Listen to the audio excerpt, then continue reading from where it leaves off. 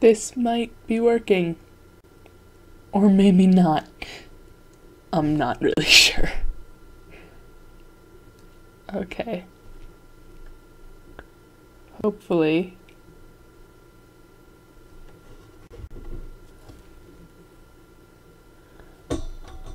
Ha ha ha! Yay! Things. Okay, cool. I just did a thumbs up. You wouldn't know that though. Well, I first snapped and then did a thumbs up, but you wouldn't, because there's no face camera.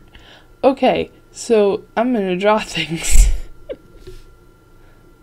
Windows has detected your computer's performance is slow. I wonder why.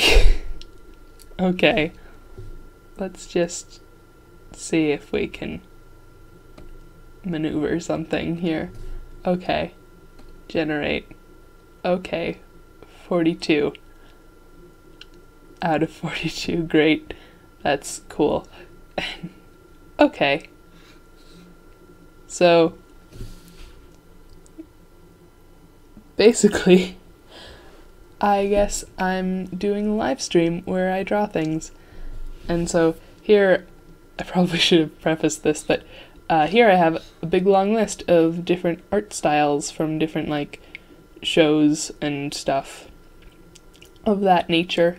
And I also have them numbered, and I have a random number generator pulled up, just the Google one, because that's easy. So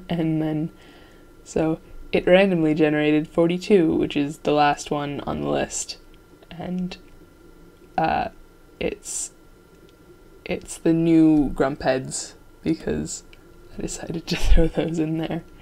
So now I get to look up its.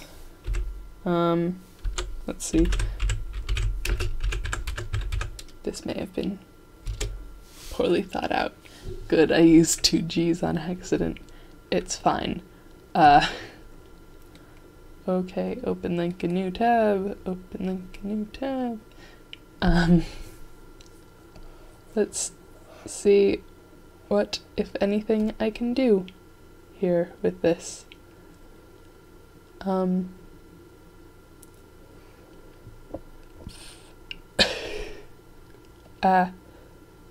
Okay. So then, what is that? Okay. And I do not know even, oh, it's the old, okay. Anyway, let's try to, okay. Let's see. Like I said about being poorly thought out. Okay. Save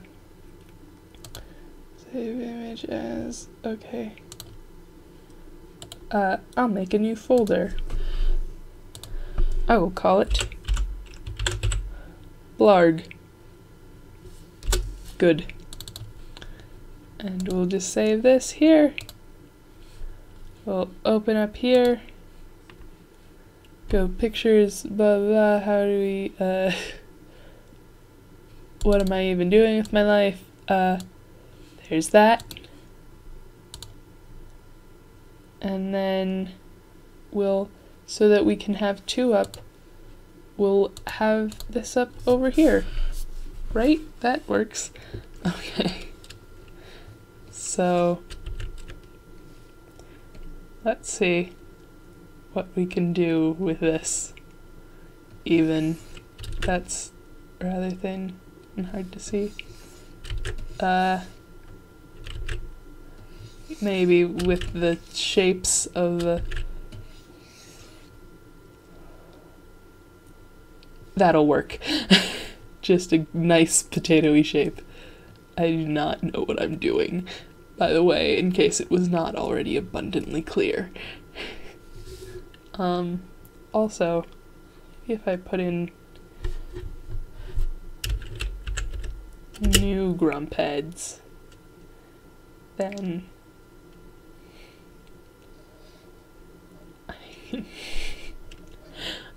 Maybe I can get like a nice Susie in there or something. I don't know. 'Cause, darn it. Well, there's this human, so I don't even know. Okay. That is tiny. Okay, here we go. And then this can be open also. And so, I guess, for a nice, let's just be raring to go here. And then, okay, let's do that. And then that's more old. Okay. Like that maybe? And then I do not even know what I'm doing. The thrilling competence that you want from a live stream. Oh, this is great. What am I even doing?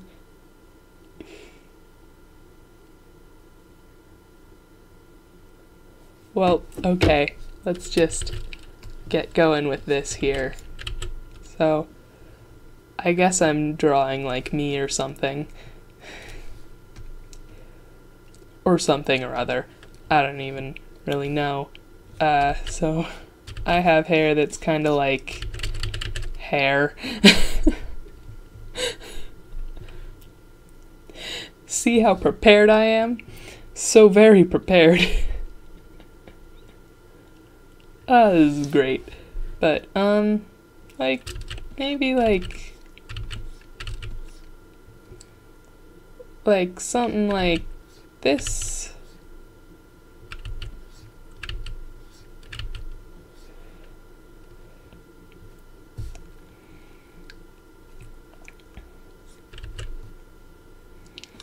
And then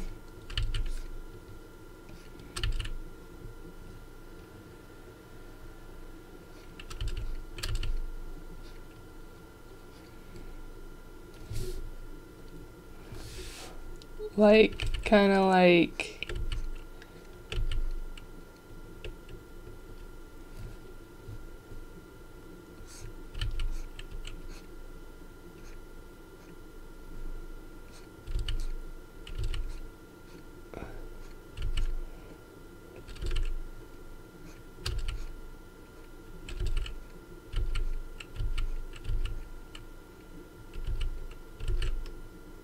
that maybe, or something.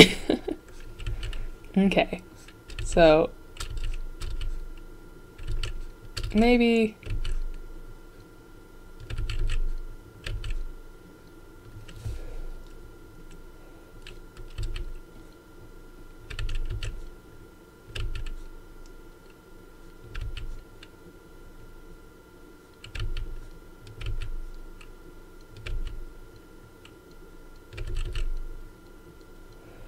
like this, and then I'm just like, please help. Okay, so I don't know, I could talk about things. That could be a thing that happened right now, instead of silence and cluelessness. But yeah, I like Game Grumps, and that is why I have this style on the list of things. So, yeah.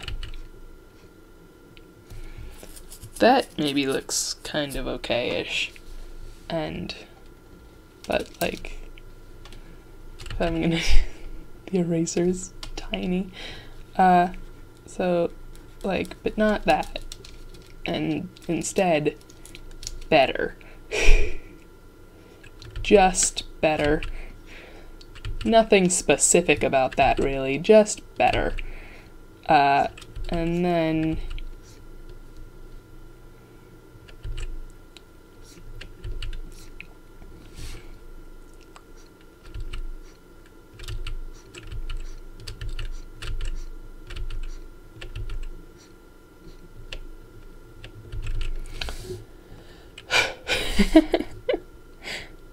And then, I don't know, I could change this up to make it a little bit more something. As opposed to, I guess, nothing. It is currently nothing.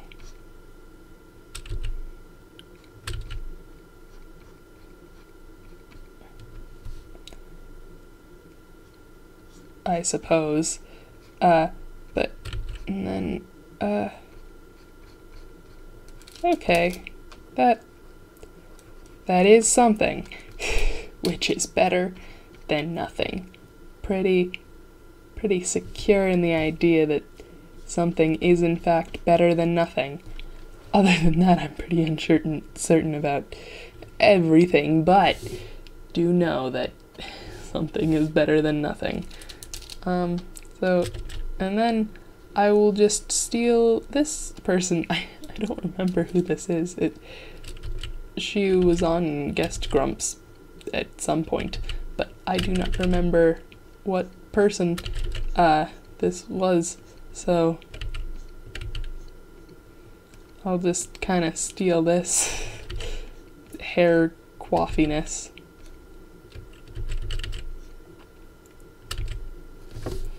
And try to do anything with it at all.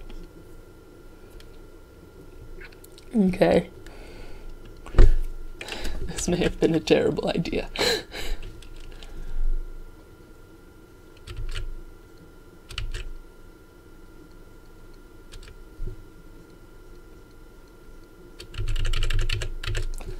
Okay.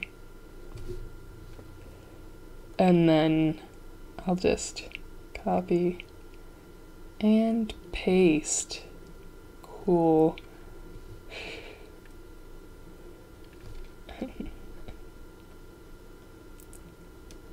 Move that like over here.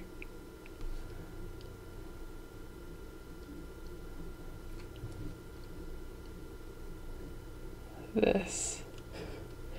Okay, talking. That's important. Just trying to like concentrate just a little too hard for the talkies. The talkies, as if it's the movies of the talking variety. Have I mentioned that I am awful at everything? Because if I hadn't, you probably just noticed. What can I make conversation about?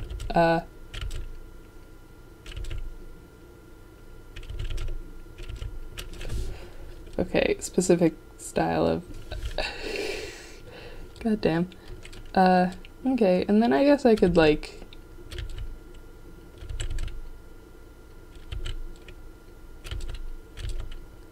do, like, a thing like that.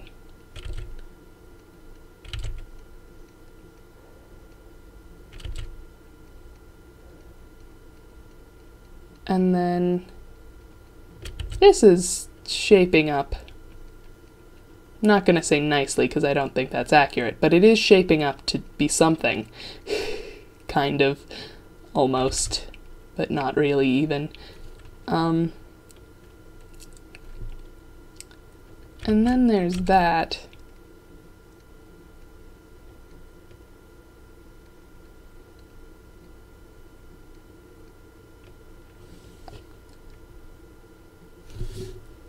And then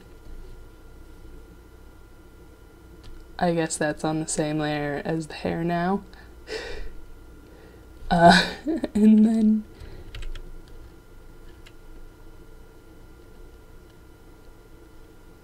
we can just do that. And good, whisper. That'll help the whole entertainment value part of this. So, I don't know, Game Grumps is pretty cool. So, like I said, I had a whole list of, like, styles that I was gonna, and still am going to, I'm planning to still do that, but, for to like choose out of and based on number generation, because I am awful at making decisions. But and a lot of them I have a lot of stuff to say about, like the shows that they're based off of and stuff, and I'm not doing this I the same as the other one. I need to mimic the thing that I just drew a little better.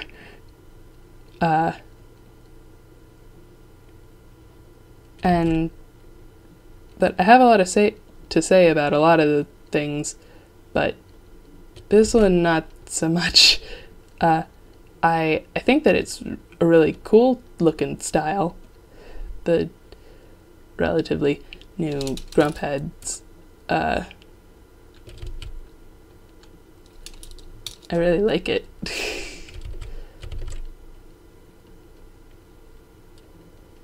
But I don't know. It's cool. It's cool. I don't know what to say. This is hard. Both the drawing and the talking, both of those things, very difficult for me. And then, so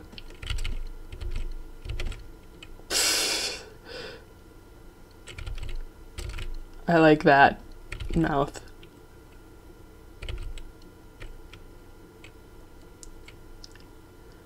I guess it's maybe supposed to be a little bit less that, but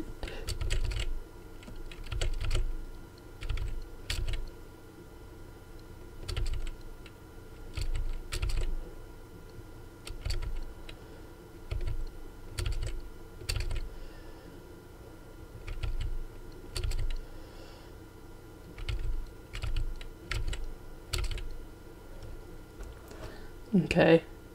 I don't know how terribly close to the style it actually is, but I think it looks nice. So maybe do I wear lipstick often enough to... Perhaps I do, but wear lipstick often enough to warrant putting some on there. But I do not draw it well enough to warrant drawing lips. So this is decent. I'm gonna say that it's decent and not go any further than that. But this is, I would say it's decent. And so, I guess line art is a thing that I'm gonna do now. I sound terrified. I should probably have music on, that might help. But I'm worried about copyright. Just as a concept, just as a concept is just strange to me. I just don't get it. No, but okay. And then, so maybe like, so if I go like that, and that's tiny. Okay. That's still tiny. Okay, that's huge. Okay. And then... Okay. And basic outline, and then I'll thicken it in, I guess. So that I can do this like a human, maybe. I don't... But yeah. And, so, I don't know, Game Grumps is cool. I really like it.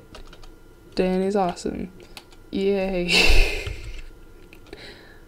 I'm like, this is gonna be such a fun thing. I'm gonna have so many things to say. Nope. Just silence. This is fun.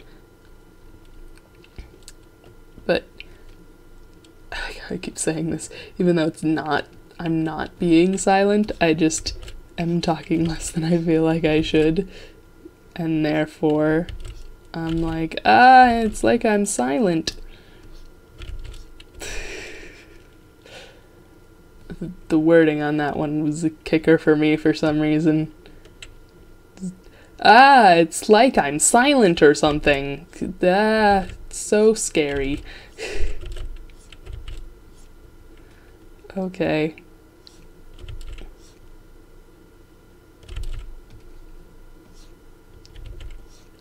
Okay, gonna kinda try to do this, maybe. I don't know, even. What am I doing with my life just in general? I genuinely don't know. That's what happens when you stop going to high school and instead decide to do homeschooling. You stop having a purpose. Well, not that. You learn you never had a purpose in the first place and were just doing busy work, and now you kind of get to decide what to do, but kind of not, because you still are doing schoolwork. Just... what am I even talking about? I'm just like, I haven't said anything relevant, so instead I'll go on and on about my existential fears in life. Just like, what if there is no plan? What if not only is there no plan, but there's no way to find meaning in the meaninglessness? Just, it's great. I don't know what I'm doing. That time I meant with the drawing thing. But, you know, in general, too, I think it works both ways. So, I mean, take it however you wish to. You're free to take it however you want. How do I even...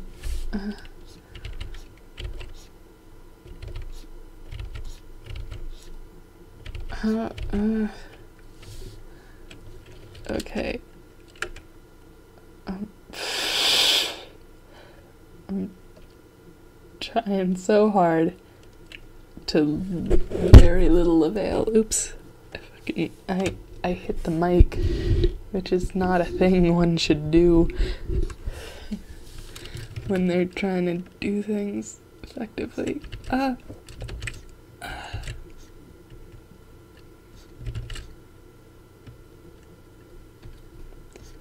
Okay, and okay, maybe this will work.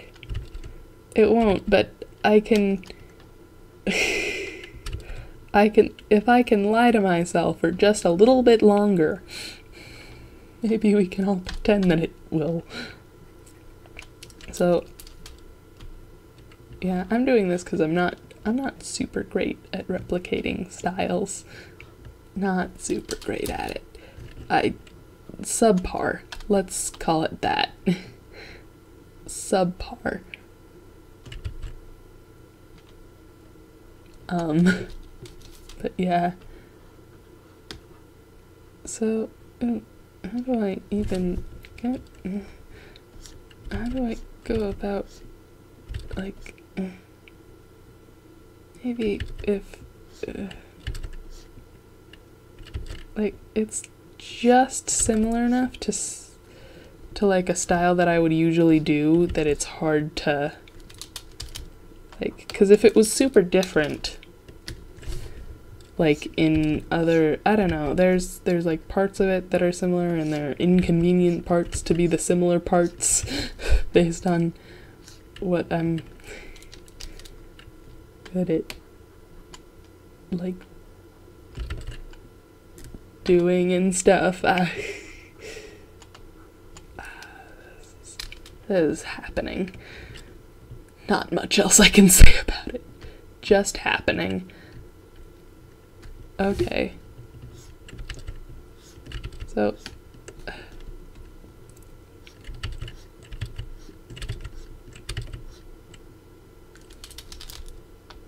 let's see if, okay. Well, that happened.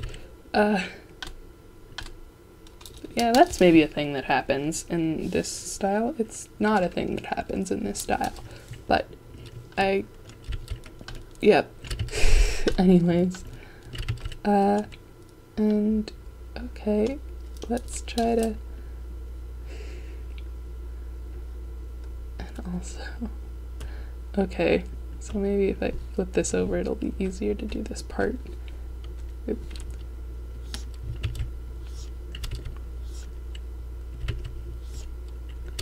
Okay. That's cool. And then we do that, and slowly this is like almost coming together or something like that. Maybe, maybe not. We're having fun anyways, so it's fine. And suddenly I realize why it is that every like picture that's supposed to be in some style looks just a little bit off. It's because replicating styles is freaking hard. Okay, yeah, that's so. Okay, I'm gonna up the size a little bit. Or maybe I'm not going to do that.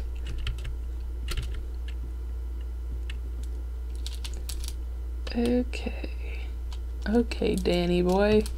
You're over here. I didn't really look at you at all for reference, so it's fine. Just because my hair's not curly. Why did I say it like that? I don't like that kind of voice. It just happens sometimes, and it makes me uncomfortable, honestly. I'm just like, that's not happy. That is unhappy. Very unhappy. And now I feel like I can hear a twang of it in my voice, and I'm just like, no, out, leave, get away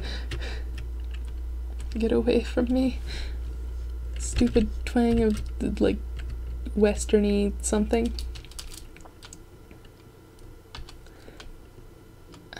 Okay, so like, and then something. This is sort of happening, maybe. This is sort of happening, maybe. The name of my new book. Why that would be the name of the book, I have no idea. But, well, that could be good, actually. Like, the title of a book. Just, what did I even say, actually? Did it have actually in it? In which case, that's gonna sound stupid in 20 seconds when you hear it. Because there's like 20 seconds of delay. I know things.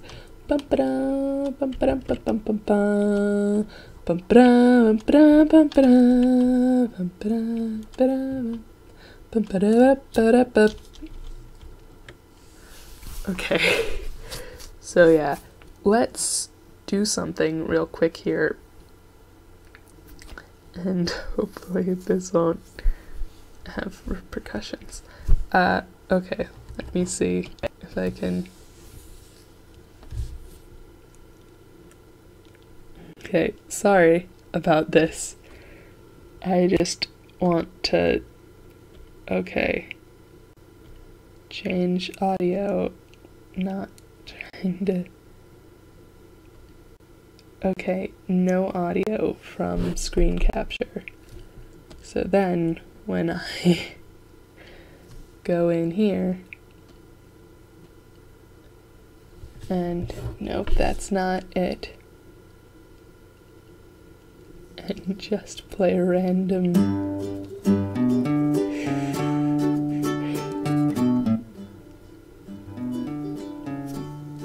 Okay.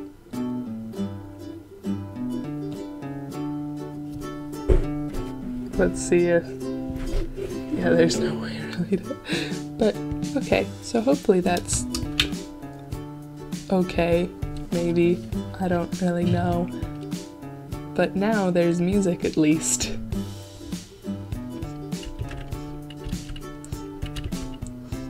That's on.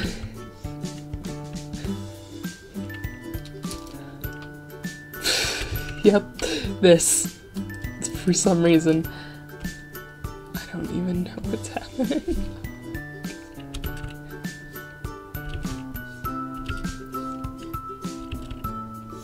I'm not a dog and pony show. I don't know how to just talk without, I don't know, if I had like bullet points of things to talk about. Like I said, a lot of those styles, I'm pretty sure that like a lot of them I was like, oh, I'll have a lot of stuff to talk about with these. And this was not one of the ones that I had thought of a lot of things to talk about with. But not having anything to talk about it is making me worried that even the ones that I had stuff to talk about with, like, secretly, the second that I start, like, trying to do that, I'll just be like, all of this is stupid, why would anyone care? And then be back at square one. Okay, so, yeah, what is wrong with me? It's fine. It's fine, which is the new motto of this. It's fine. It's fine. I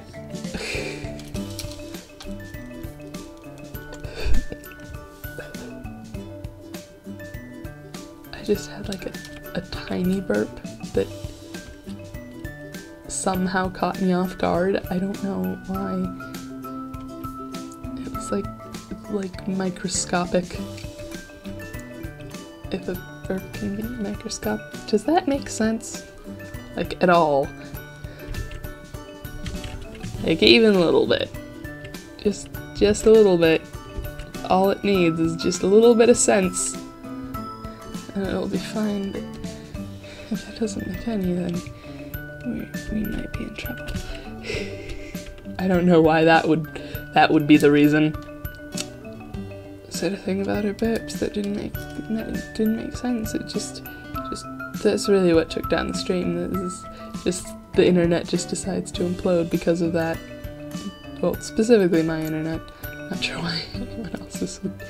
It's just like, what happened? Some girl said stuff about her burps and it did not make any sense.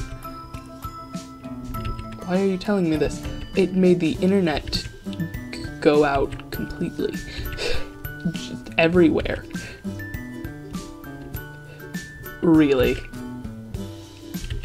And then the person who said that is locked in an insane asylum.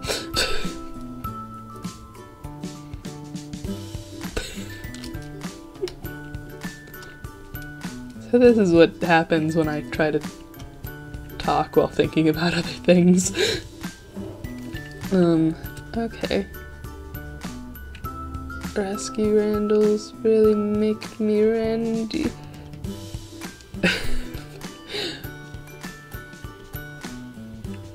Jennifer dumped me.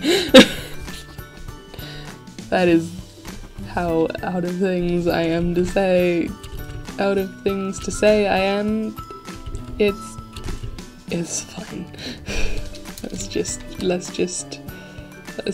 keep rolling in the deep of fish on my feet. This is like pure just mental association of stupidness. Just like rolling, that Adele song, rolling in the deep with the fish, 'cause that one thing with the, and blah blah blah. To be fair, maybe it's apt that the first one here, and possibly the last one, I'm not gonna lie, if this really goes badly, then I might just stop after this. But, it's somewhat apt that this would be Game Grumps, because when I am completely out of things to say, I generally just kind of end up referencing Game Grumps, because I have a weirdly good memory for things that happen in Game Grumps episodes, so usually when just free word association is allowed to happen in my brain, it's one of the first things that I reach for no particular reason. Just like, can't think of anything specific. That was water. That was a big old gulp of water. Like a big gulp. You know? I could like have a little mark down here because I have a scar on my chin, but it's not even all that visible. So what would the point be? Sorry, I was just thinking like, there's a lot of empty space down here. What could I maybe put something? No? Okay.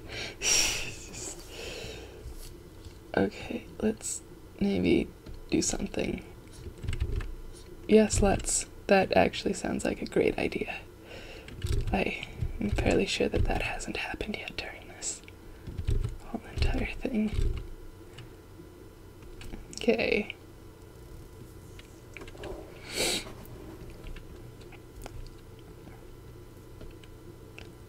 Okay, and then eyes on a separate layer for posterity's sake.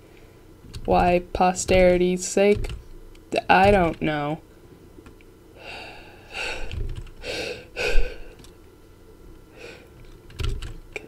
I'm like Ross, but alone and self-aware.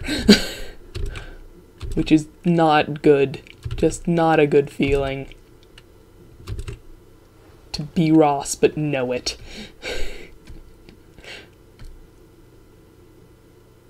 I think the only reason that Ross can be happy in life is because he doesn't know how stupid he is. That was a really mean thing to say, and I didn't even mean it, really. I was just trying to...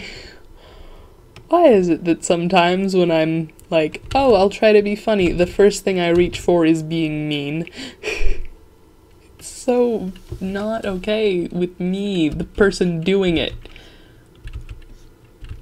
Shouldn't it be hard for a person to do things that they themselves are not okay with? That should be a thing, but in my experience, it isn't. Not as much as it should be anyways. So there's that, and then there's like, but then I forgot, I guess. I should not have streamed this, because this is, oh, the music turned off.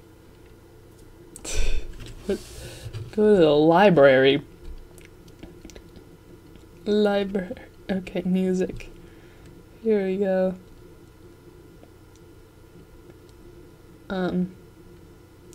Okay.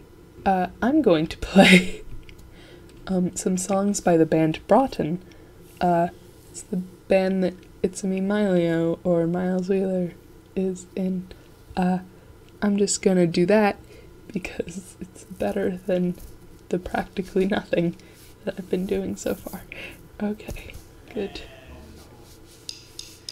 I hope this is okay with everyone. I don't know. I'm really worried about everything now. I already was, but especially now. It's just kind of generally worse.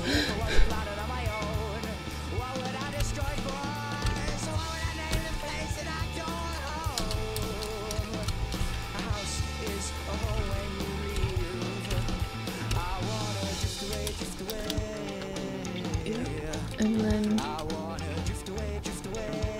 okay,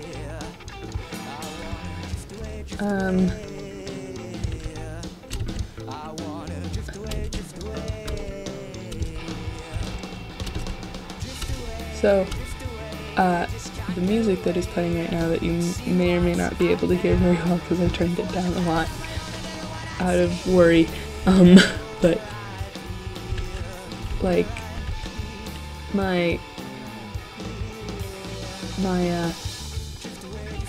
at one point I played it for my parents and they said that it was, I believe the term they used was not music, and I don't very much disagree with them, but I like it, so, you know, it's fun. It was fun, it was good, in my opinion. That doesn't really matter. I don't know why I'm doing a British accent. Actually, I kinda do, because I do that a lot for no reason, but it's fine, it's fine. I swear. I swear. I know it sounds like it's not, but it is, I think. I hope. Maybe. If we try hard enough, it will become fine. Maybe it's hopeless. That's a song. Okay. Yep. I just had a coughing fit. Anyways,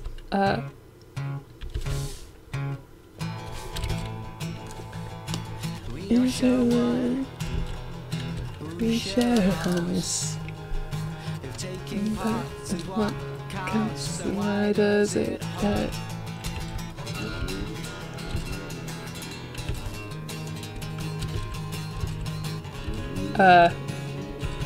I'll just say what I'm thinking. For some reason, I just remembered, like, this, like, VeggieTales cartoon, like, but a specific one from when I was very young. Well, yeah, but I saw it when I was very young, like, I think in Bible school or something like that. Or, I don't know, like, the place, for anyone who would, like, know about this at all, the place that, at least I, if not you, that one, at least in my case, goes to when, church is happening, but you're, like, 5, and the adults doing the church thing happen to be smart enough to realize that you're not going to be able to sit still for that long, so they send you somewhere where you can draw and watch movies instead. And so there was, like, I think there was, like, a VeggieTales that was a little bit, at least a little bit about, like, Bible stories, and we watched it. Yep, that's a story. There was a movie, I saw it one time, I don't really remember much about it, but for some reason that memory just, like, surfaced. This might be a little too, like, dramatic, but, you know, I remembered it for some reason. I don't really know why. It happened. It happened in my brain, so it must be good enough to say to internets. To internets, not the internets even. Why would that be? I don't know what I'm saying at all. Okay. That's maybe good, and okay. I'm just gonna. You can say you've done something no one else has. And there are a million things I could be doing right now that I could give better commentary over than this. Okay. So let's. What will you do? Share it around. Okay, so on this one I'm trying to do the lines a little bit more like the style, which is great to do when you're trying to do the second eye.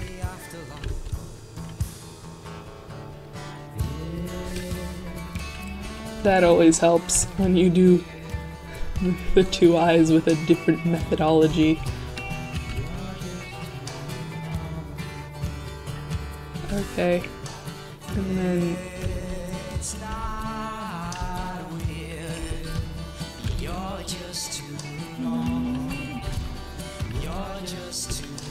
It's fine. It's art. Art isn't perfect. That's the thing about robots. Okay. I need to freaking learn how to segue. But, that's a thing about robots that interests me. Like, you know, the idea that, like, probably, like, actually realistically, we're gonna, like, have robots and stuff, like, soon. And a lot of things are gonna be automated. And, like, specifically, like, I think about this a lot with, like, Star Trek. 'Cause, basically, you know, what happens when you get robots to do everything, and also consequently, also funny, no, I can't find the right word, but also what happens when you have a society without money is that, or at least in my mind, because I've grown up in America, which people in other places probably have different, like, opinions on stuff just because they were raised differently, but based on, like, the American stuff that I, like, just absorbed by living just and having that happen here as opposed to somewhere else, like the main big thing about having robots is just that there's no real, like, impetus to work on much of anything anymore, because, like, at least with American ideologies, the reason why you work and do stuff is to get money, and that's why you live, and it's a really depressing cycle where you go to school to get a job so that you can raise kids, and so that they can go to school to get a job and raise kids, and it's really depressing to me. But, and I hate it, but it is sort of how I, like, have been basically programmed to think, and just kind of that's where I'm coming from, and everything that's, like, different from that in terms of my thinking is very much like a purposeful, like I think of it as an aberration from the norm, kinda.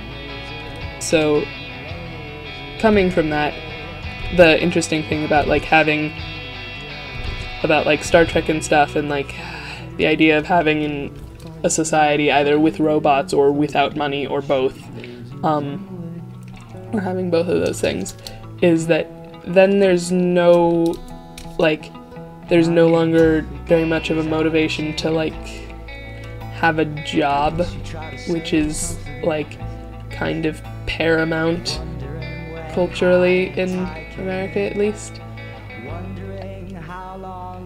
And so it's like, well, what will humanity in general do if there's just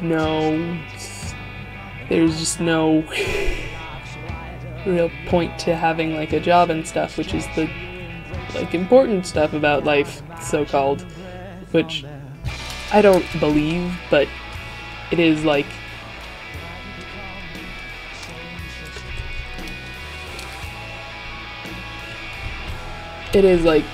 how I was kind of raised to think, just, and how I'm pretty sure a lot of, like people my age think, and, like, older too, but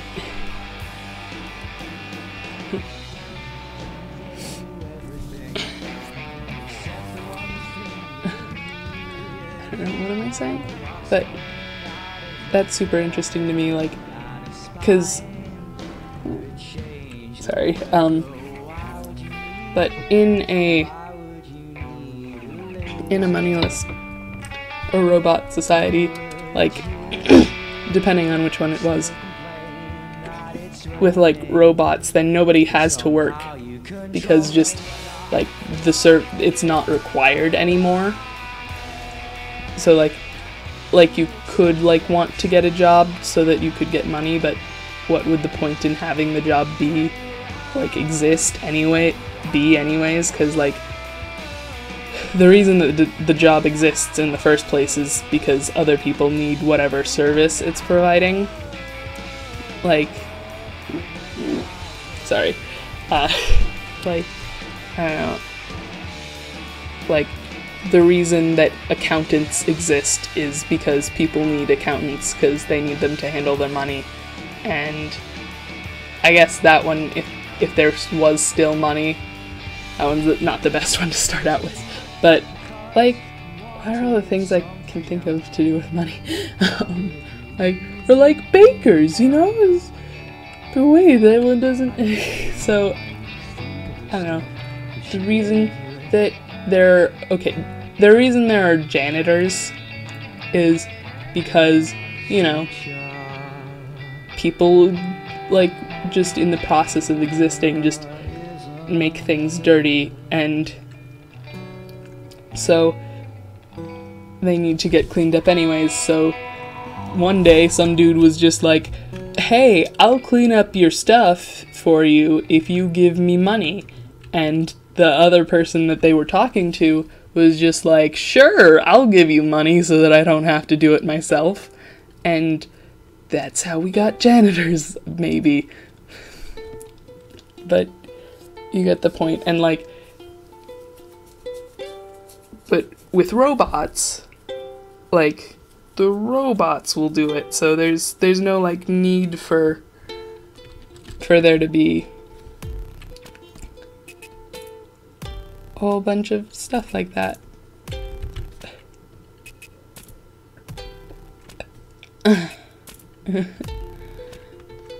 But, you know, you don't...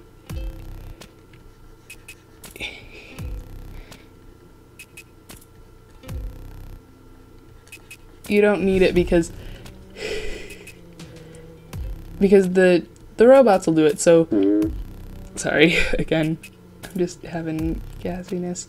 But since the robots will do it, then the humans don't have to do it. So why would anyone have a job? Or at the very least a job as a janitor. And then, like, the same goes for pretty much any job that you could replace the person with a robot for. Like, and eventually you could have AI good enough that they could, like, make video games and stuff. And, like, as the robots get better and better, there's, like, less and less things that humans need that they would need to do themselves. So, like, less and less people need to have jobs for any reason other than, like, they want a more expensive robot, so they have to make enough money. And sure, that keeps the economy happening for a while, but eventually, sorry again, you're gonna run out of things that that people, like, need. You're just gonna run out of things that robots can't do. And so, like, what are people gonna do then, even? Like, just sit around like in WALL-E? like the Disney movie WALL-E, for some reason, is my reference. That's... I know that that's one of my, like, really scary fears for me, because when I was, like, 8 or whatever, and I saw that, and I saw WALL-E in the theater, I like, could not watch it at the point where, like, all the humans were up on the spaceship, and they were, like, way too, and they were all, like, overweight, and didn't do anything but sit around, and, like, and I distinctly remember that the most frightening thing about that whole thing to me at the wise old age of 8 was just, like, they've not in this complex of words clearly, but, like, they've like stagnated. They're just out of things to do. Their lives are over. there's no point anymore. Why even exist? And yeah, so when I was 8, Wally had made me have an existential crisis. Take a little trip to Louis' shed, where he has recently But- befriended a didgeridoo. A big didgeridoo. Let's see how Louis gets on. Sorry. But yeah, so you can tell that I've cared about this for quite a while now.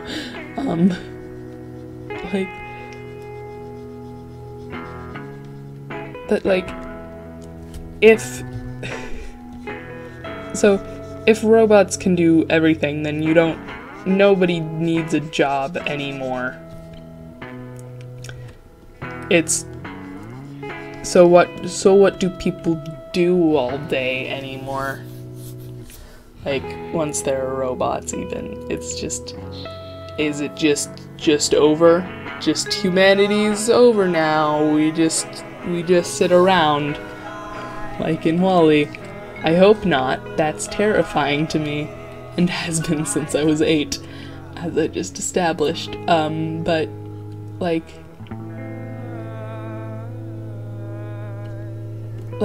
there has to be something that people still do, so, what is that? And that's super interesting also with Star Trek, like I said, and this is one of the things that I wish that they explored more in Star Trek. Just, the idea of, what do people do anymore? And, especially 'cause Starfleet is a thing, what drives people to, go into Starfleet and stuff? 'Cause, especially being who I am, when I think about this, my kind of answer to the question of, what would people do all day is always, they do art.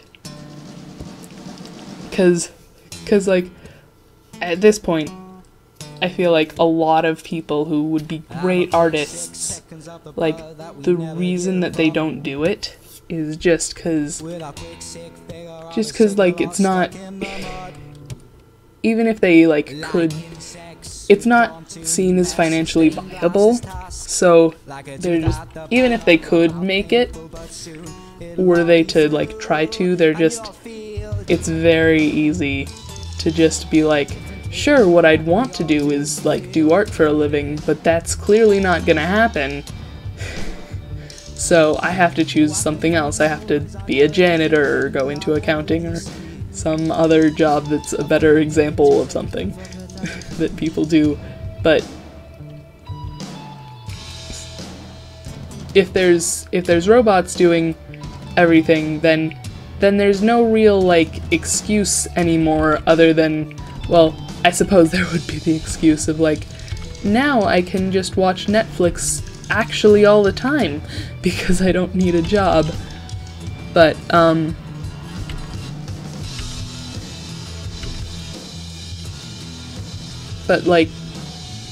assuming people could maintain some sort of work ethic, and rather than just completely becoming stagnant, having just, they would instead become, restless and be I gotta do something with my time, eventually at least. Kind of like summer vacation, where you're just I know that the first day I was, super excited because I don't have to be at school anymore, but now I'm just kind of tired of it. Let's begin. Ben's in the corner eating cake. Ben, shout your opinion. Good luck, he says, with cake filled. That kind of thing. So, it's hard to talk when there are other people talking on accident in the background. But yeah. So, but it is summer vacation where it's, I think at least it would be where it's the first day, it's oh yeah, I'm out of school, I don't have to do school anymore, this is awesome, I don't have to do work, that stupid work stuff that I had to do before. anymore. This is great. And then, like, a week goes by, and you're just like, what do I even do anymore? And nothing of interest happens.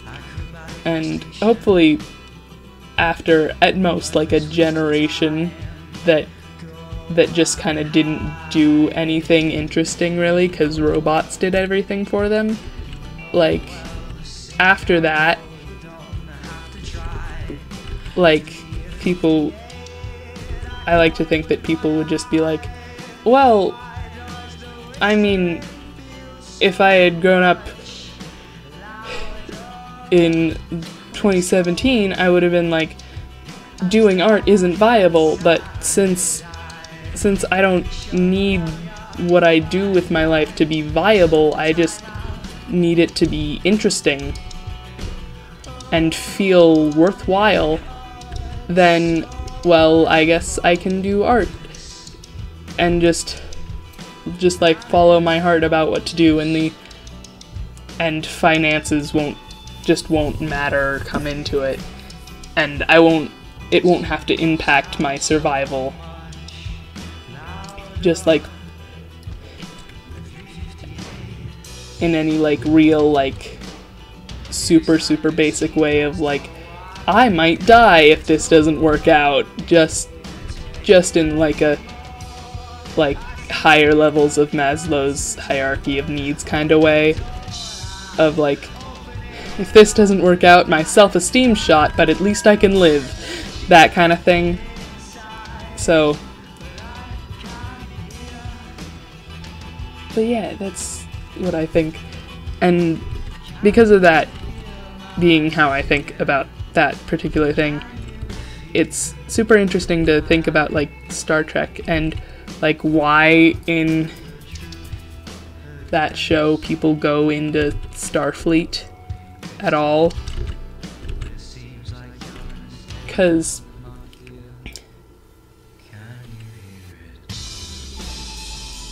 especially like characters who do like art, which, come to think of it, there aren't many of them, and especially not many of them who are in Starfleet. Like, for the most part, like, the main ones I can think of, like, Data does a lot of art. He, like, paints and does poetry and stuff, but that's very much more about, like, just exploring humanity and that side of humanity for him, and it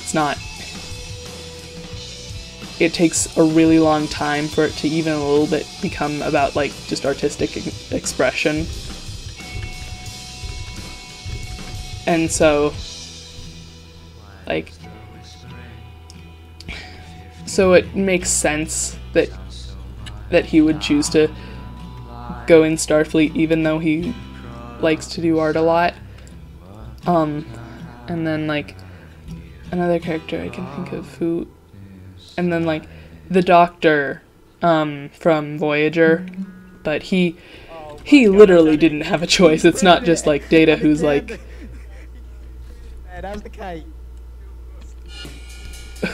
who's like, oh, but it doesn't have as tangible a results in the world. It's just straight up, I'm stranded, and I've literally been created to serve this crew, so, like, what else can I do but be in Starfleet? So,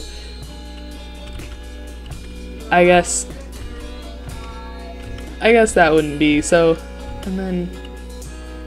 and then, like, other characters who do, another character who does art in Star Trek is, or art type things, would be Jake,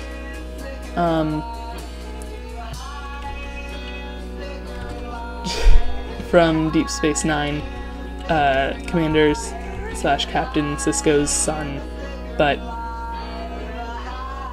he does not go into Starfleet. Sorry again. He doesn't go into Starfleet. He just grew up on Deep Space Nine because his dad was the commander / captain. So it doesn't. So I guess there aren't really any characters, at least none that I can think of, who would probably be happier doing art, likely. Because,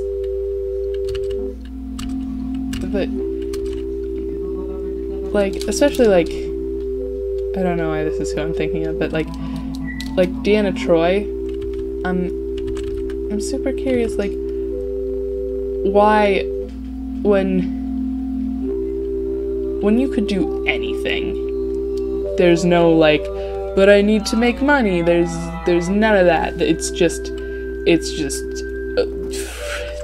It's like frickin' sandbox mode, like in a video game. Just that is, you get to do whatever you want with your life. I'm just super curious why people would choose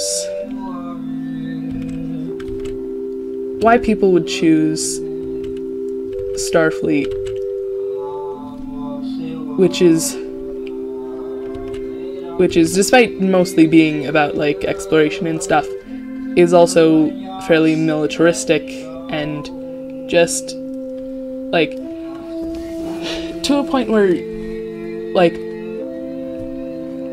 and like to even really get in past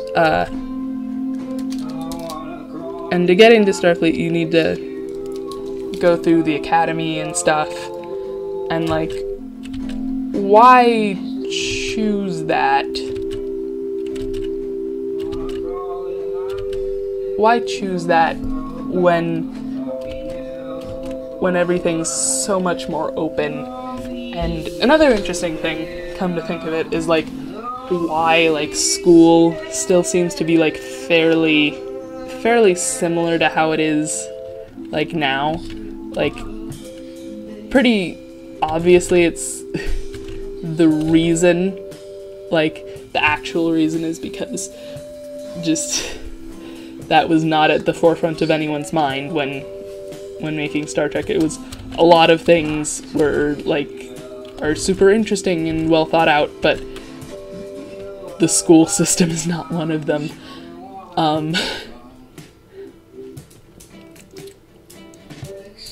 But it is interesting to think about nonetheless, like the idea that like after this drastic shift in like just the way that society functions, and like that like school would be fundamentally the same. It's just that every kid has a laptop now because it's the future and they're doing it in space, and instead of going on field trips they go to the holodeck, but they do it just as infrequently. It's maybe not necessarily that. I don't... Sorry again. That was... I'm having gassiness, but, like...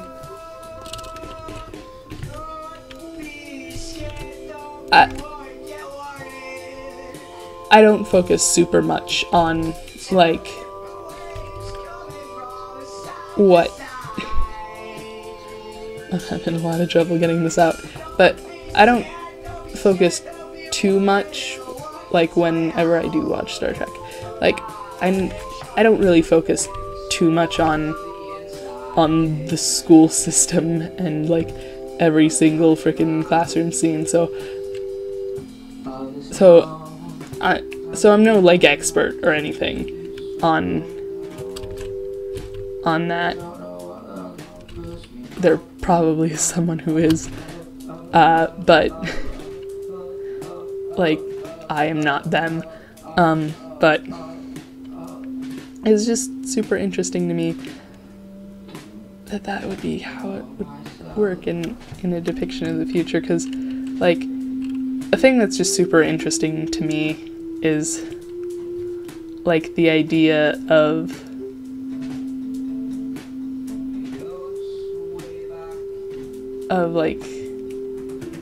a Star Trek spin-off that was just about, like, teenagers in like the Star Trek universe. And that sounds so lame on paper. Like, well, yeah, fucking write it and submit it to fanfiction.net right now. You'll find 8 other versions of it at least. But like, it's genuinely interesting to me because there's actually a lot of interesting things I think you could do with that concept, because just like being a teenager is a very universal like concept, and it's just interesting to me to think about how that would change based on like technology. A little less so that if you were gonna go with like TNG stuff, because like at this point like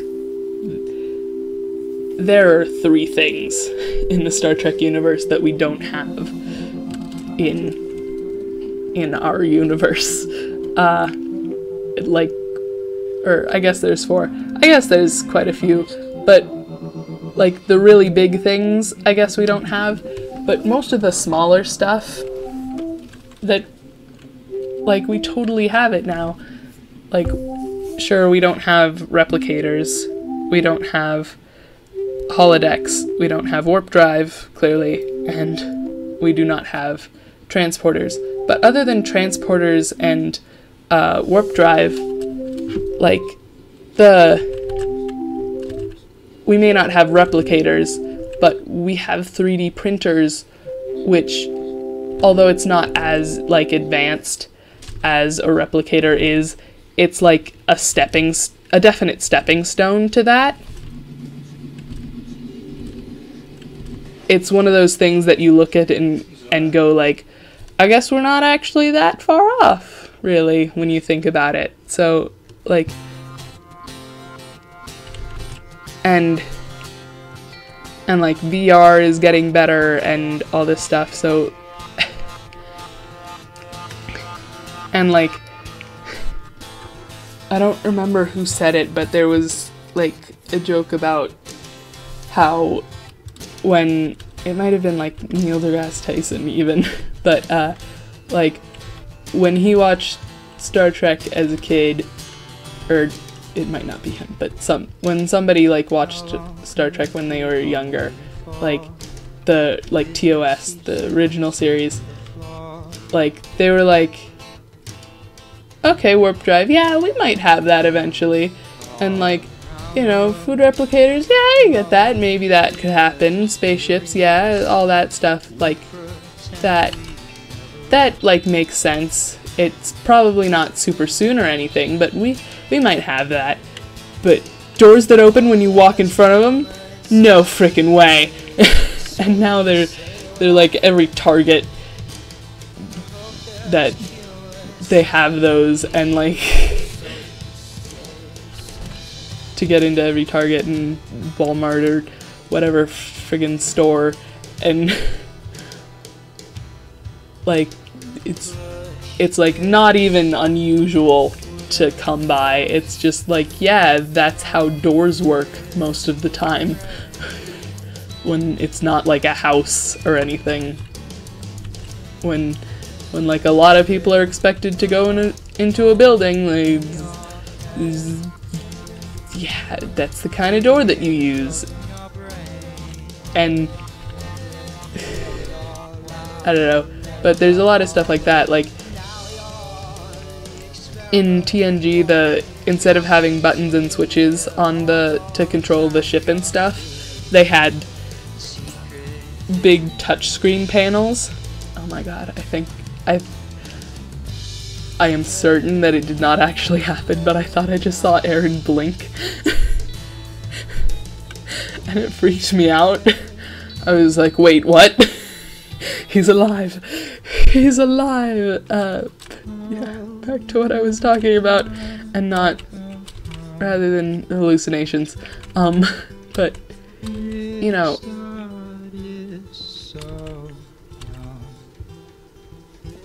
but to control the ship in TNG, they had touchscreens, and there were just a bunch of buttons,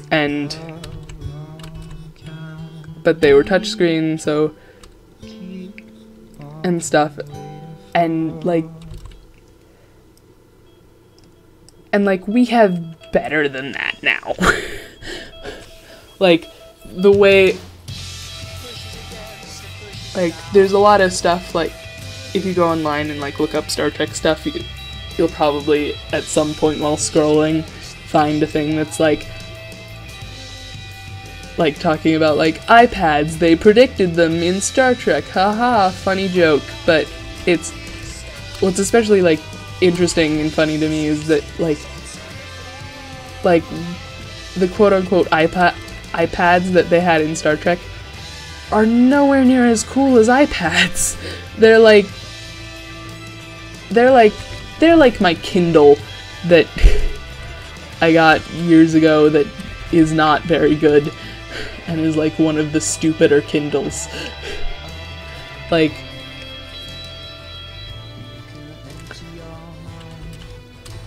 I don't know, technology is fascinating, especially like future technology that we don't have yet, and things that we thought were future technology that we didn't have yet that now we have better than that, and it's so interesting. But what I was trying to say was like it would be interesting to like see a show that was about like teenagers in Star Trek, just because like especially because pop culture would be so interesting, because like especially because there's no real like established internet really in Star Trek, which is so it would be super interesting to see somebody's interpretation of like how pop culture would develop as technology gets better but without internet, where you can communicate with someone like actually across the galaxy, but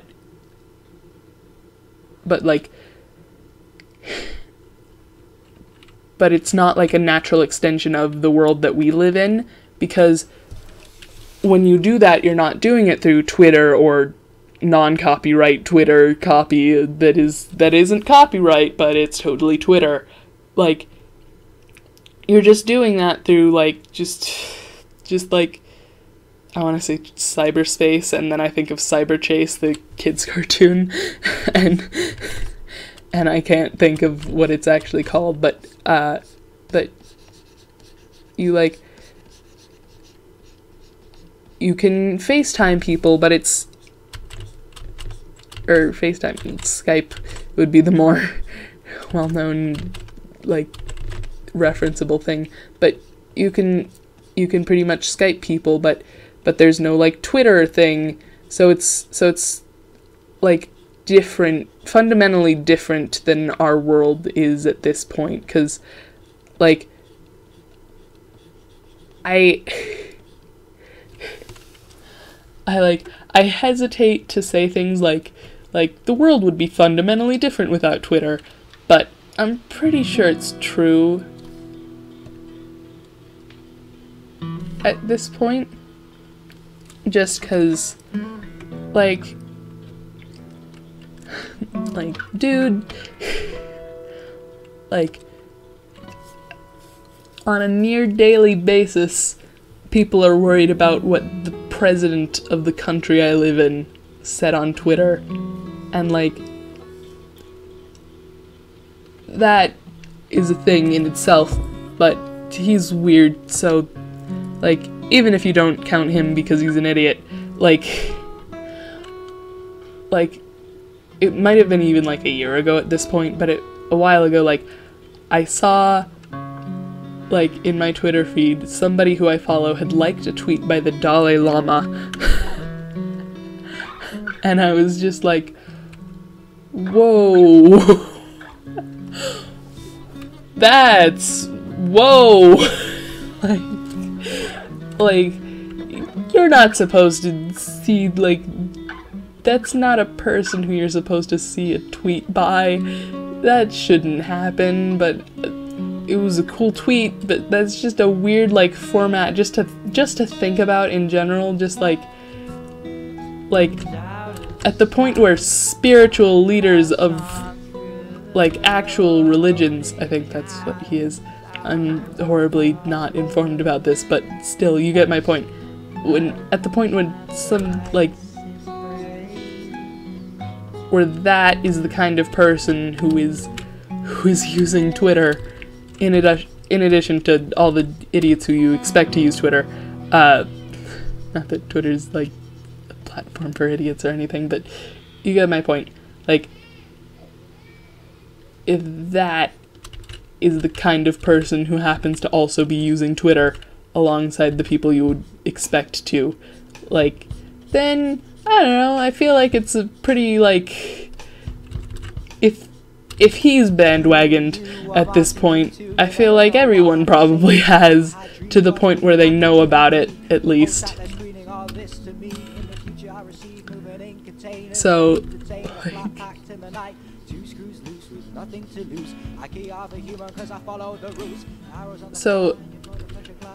so it would just be interesting to see, like, that fundamentally different... Another thing that's super interesting about Star Trek that would be, like, cool to be explored in this kind of thing would be, like, just the, like, cultural differences, which can be so, like, so much more extreme than they are in, like, real life.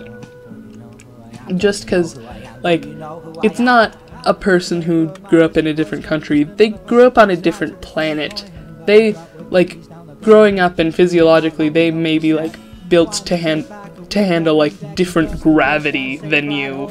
Or, like, they might, like, breathe different atmosphere. Like, you could, like, one of your, like, childhood friends could have been a mermaid person. Because, you know, you lived on a starship when you grew up, so, when you were growing up, so the like, mermaid person, like, who was in Starfleet at the time and happened to serve aboard the same ship as your dad or whatever, or mom, also mom, because Star Trek is awesome and progressive and has been since the frickin' 60s, and it's awesome, but, sometimes they're not great at it, but they try really hard. Sometimes they're less good, but still, like you could just be friends with a mermaid person when you were, like, 5, and that could be, like, a thing that just, and, like, think of how diverse a friend group in the Star Trek universe could be, like, and, like, also pop culture in the Star Trek universe. I think I also already mentioned that, but, like, you know how there's that thing where they intentionally diversify, like, the cast of, like, a cartoon, and it feels really forced, but they're doing it because, like, if not, they're, like, they did it more so in, like, the 90s or 80s, I guess, but where it's just, like, we have to have an Asian girl, and a black kid, and it said that really weird, and it felt really awkward, but, I'm sorry, and we have to have a kid in a wheelchair. That's always the one that's like, somebody told you had to do this. This was not your idea, was it? Like, which, like, it's cool to have, like, disabled characters, like, especially if they can still be cool, like Toph from Avatar: The Last Airbender. She's so awesome, and like, stuff like that. But sometimes it's forced. But just, like, imagine the forced diversity that they would put into, like, kids' holodeck programs sometimes in the Star Trek universe. Just like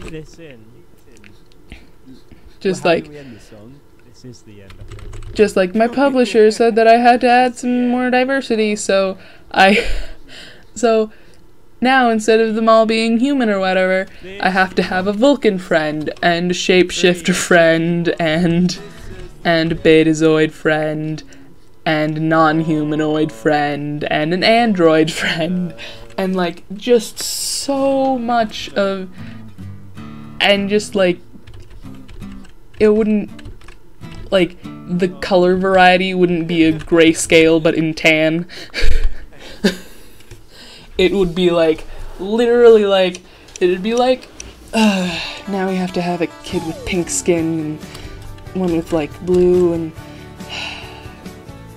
and, like, they would have to purposely, like, go to a, like, do it for, like, actually a rainbow.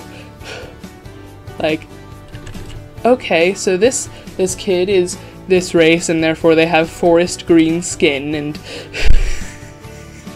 and then there's, like, what's the name of that? Oops. I'm gonna restart from here because copyright, and I'm worried about it. Also, I have to go to the bathroom really quickly. I don't know what I'm even rambling about, but enjoy music that you maybe can't hear because the thing, but I don't know, I didn't check, but bathroom.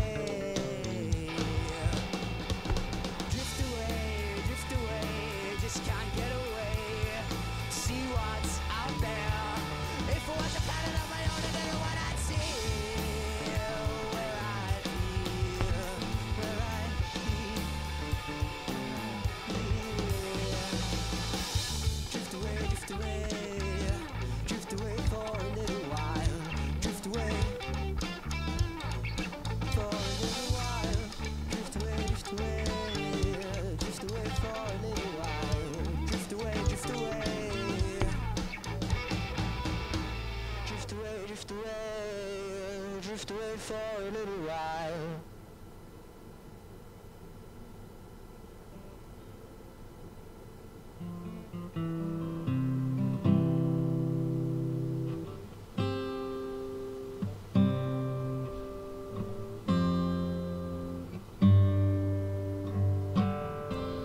Into the world, peaceful lights and light embrace our room. Full of faces you learn to know. Okay, I'm back. To ramble some more about Star Trek ideas, I'm just gonna keep running with this, I guess. But, there's just so much more, cause like I said, I would want it to be like it'd be especially cool if it was like a teenager thing, just cause that is such a universal thing, and such a thing that, like, so many TV shows are about, like high school life, or whatever crap, and it would be so interesting to have this added layer of just, like, it's that, but there's so much more diversity, and it's like, but, like, if it was really explored, because, like, just, like, being a teenager is already so hard, and, like,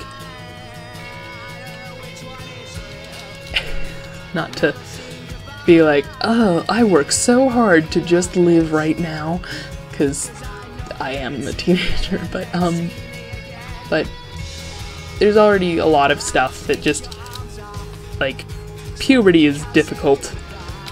I don't think there's a person alive who, at least not a person alive who's gone through it, who will contest that point more, at least not past, like, it wasn't that bad for me. Maybe you had a worse time, but, like, there's just, and it's so confusing, and you're, like, told so many conflicting things from everybody, and it would be so interesting to, like, see that, but, like, aboard, like, a starship, where, instead of, especially because, this is especially interesting to me, because, like, I live in a not very diverse area, like, in my school there were like 4 Asian kids and 4 black kids, and it's just not very diverse. And so that just becomes very interesting to me, like the idea of like so many people with just like different heritages, that sounds like it might be wrong, but I think it's right anyways, but like with different cultural backgrounds and stuff, and just like different foods that they have for lunch, even like just even that would be so interesting, just to see like kids at a lunch table just like one by one ordering like what they were most comfortable eating from a replicator, just like. And also it would be really refreshing to just see a school environment where like kids weren't pretty much forced to either bring lunch from home or just have whatever the school was willing to make, where they could actually just have whatever they want. And it'd be super interesting if they were allowed to have like synthahol. That, I wonder what the rules about that would be, cause there's not alcohol in it, or at least if there is, the percentage is super low. I don't know, but sorry, there was a noise. Like, if there is any like actual alcohol and potential to get a person drunk, I'm super curious if somebody would be, if like in high school you would be allowed to have synthahol. That's so interesting to me. But not the point. Getting back. But like, just the idea that like something that would be like super like comfort food and like super easy on the digestion, just like very like nostalgic, and like I'm having this because I was sick recently and like I'm kind of having a bad day, and so I just need a little, or I'm having a kind of bad day and like I just need a little emotional upper. For one kid would be like, for a different kid like would actually probably like might poison them and like really screw with their system, and just like they would have to be out of school for days if they like tried it, just because they're like just biologically so different. Like, because at least as far as I know, like there's not really that much like diversity in humans, which is a good thing in real life, by the way. I do not desire to see people like in horrible pain because they tried somebody else's lunch, but it's just that idea that they're just like so different, and like especially like I mentioned with puberty, because they're like, because the kids would be like fundamentally different, like just biologically, so like no two experiences are gonna be the same. Like, even more so, like,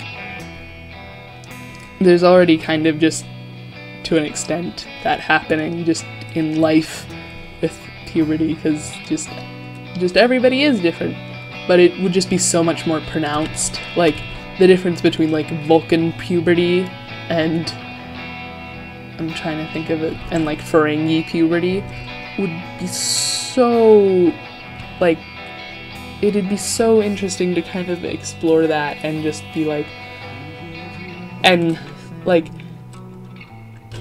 if you're a person who like has a lot of friends who aren't the same like sex/gender as you, like if you're a girl who has a lot of friends who are guys and doesn't have many friends who are girls, like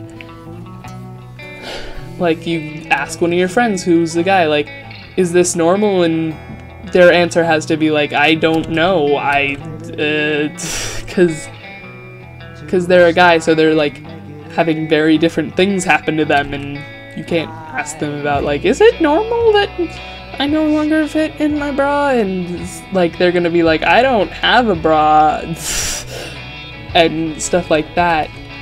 But it would be like that for everyone, because they'd just be so different. It's just like, my lobes hurt and I don't know why. And the Ferengi says in the middle of the classroom, and everybody just kind of looks at him and is like, I can't empathize. I'm having a very different problem than you. I can't help it. I'm sorry, but it's just not at all the same. And like, how do you teach to so many different kinds of people who are just so different? Like you have to be prepared to, like, as a teacher, like, for that, you have to be prepared to teach, especially, it'd be awful in, like, an economics class, because for humans, you would have to be, like, it'd have to be a historical thing. For Ferengi, it would have to be, like, a hands-on thing where they were actually learning what they were gonna probably need to do for the rest of their lives.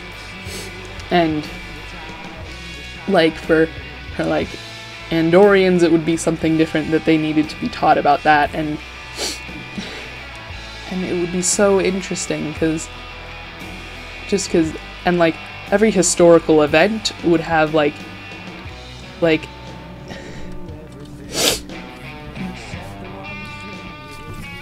if it,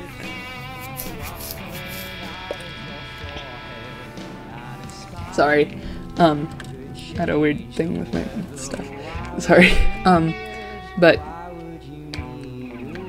like, every person would have a different viewpoint, like, clearly not this specifically, but like, an equivalent of teaching about the Holocaust, like, but to a classroom with a kid from Germany and a Jewish kid and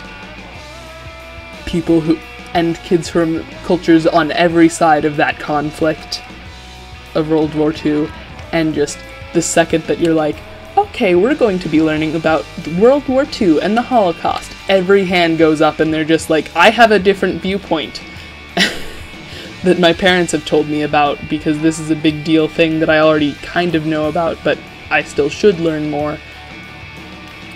And, like, they're just like, and, like, especially in, like, in stuff like wars that are, you know, a little bit, I'm gonna say, more subjective.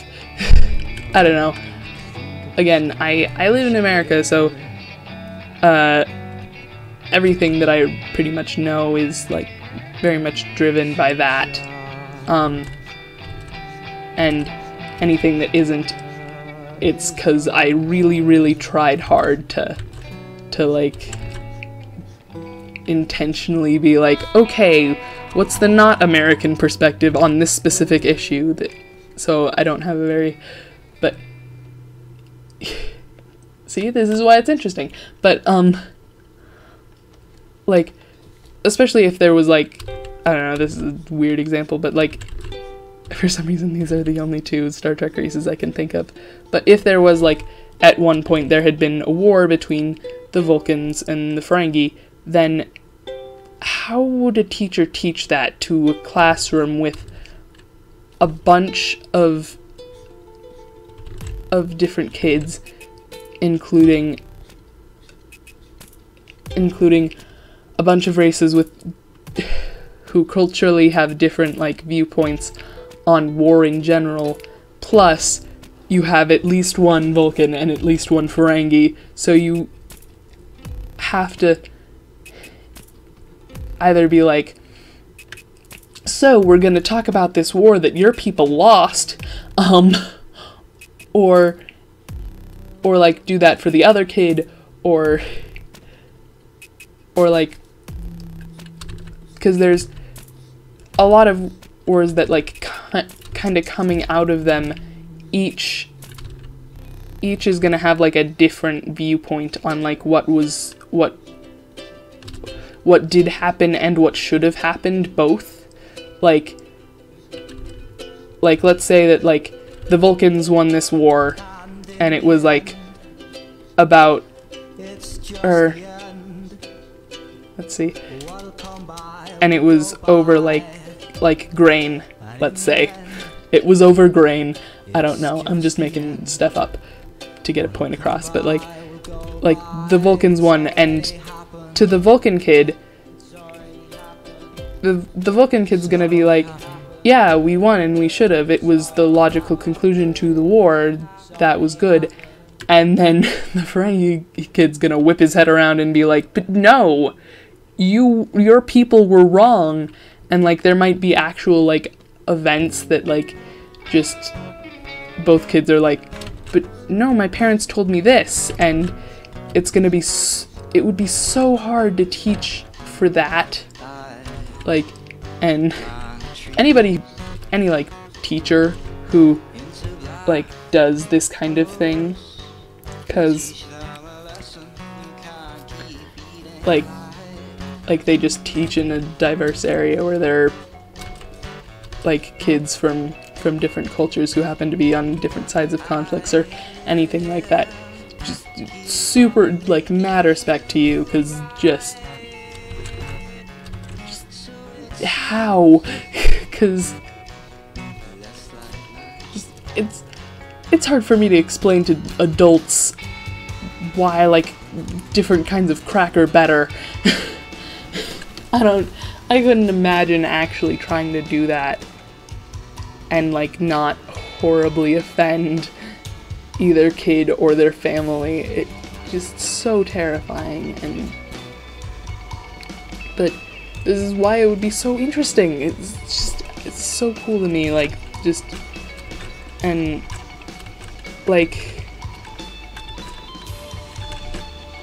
and just, like, how much, like, teenage rebellion happens in the 24th century. Specifically in the Star Trek 21st century, because I feel like stuff is progressing just sort of in general fast enough that like we kind of have a little bit more of a thing where it's like we're more and more getting to be like, our 24th century that actually happens is going to be very different than the one in Star Trek. Definitely, because stuff that in Star Trek like was just invented during the 24th century already exists now, so like, you know, I don't know what I'm saying, but the point is like but how much rebellion from teenagers really happens at that point? Because like how much does that go on anymore? Because, and like how many kids like end up going into Starfleet even though they don't really want to, and like I was saying, I want to go back to this right now, I guess, but like why really do like people go into Starfleet? Like, how does that come about when there's no money in it for anybody? Because, again, a very capitalist view on everything, because of where I've grown up. But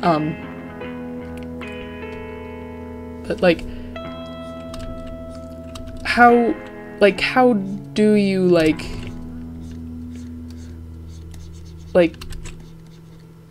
how does a kid decide, especially is like the kicker to me, like how do people with families decide that yes, I want to put my life on the line every goddamn day for, admittedly, for other people, for a great cause, and for adventure and all these exciting things, and there's a lot of reasons to do it, but there's like, but there's, it's just, it's such a risk to people who do. How does that happen? And how do kids end up deciding they want to go into Starfleet? Like,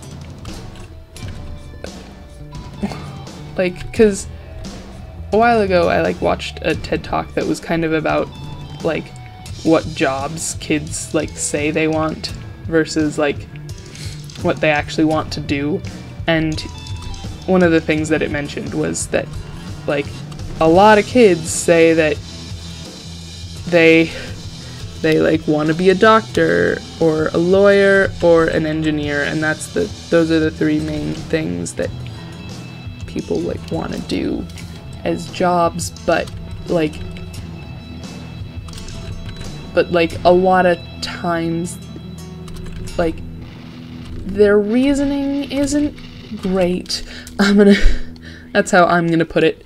3, 2, 1, go. On why, because they're just kind of like, you know, cause doctor, cause I mean then I can make enough money and stuff like that.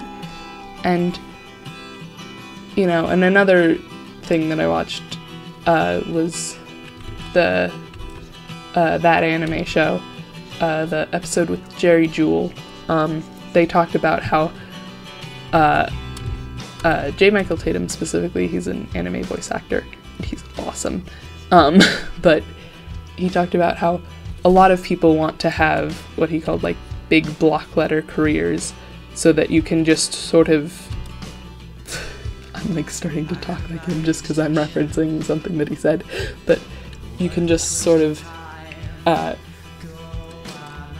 say like the name of your job and walk away, and the people will be impressed, and you don't have to then explain like I'm an actor, well I'm a voice actor, well I'm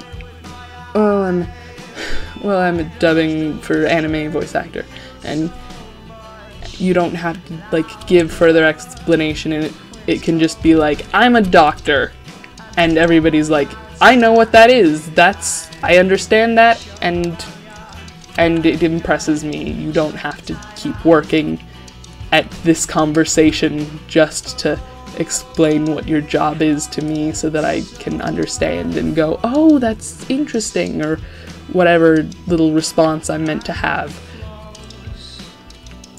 And so, like, the money part of it is clearly gone because no money in the Star Trek universe, especially, like, and there is money, but not for humans. Humans don't really use money, except for with, like, other races, and specifically Starfleet, the thing that I'm talking about, they don't use money, especially not to pay the people who work at Starfleet, I guess, would be a phrase you could use. But I don't even know what I'm doing. Okay, I still don't. But like,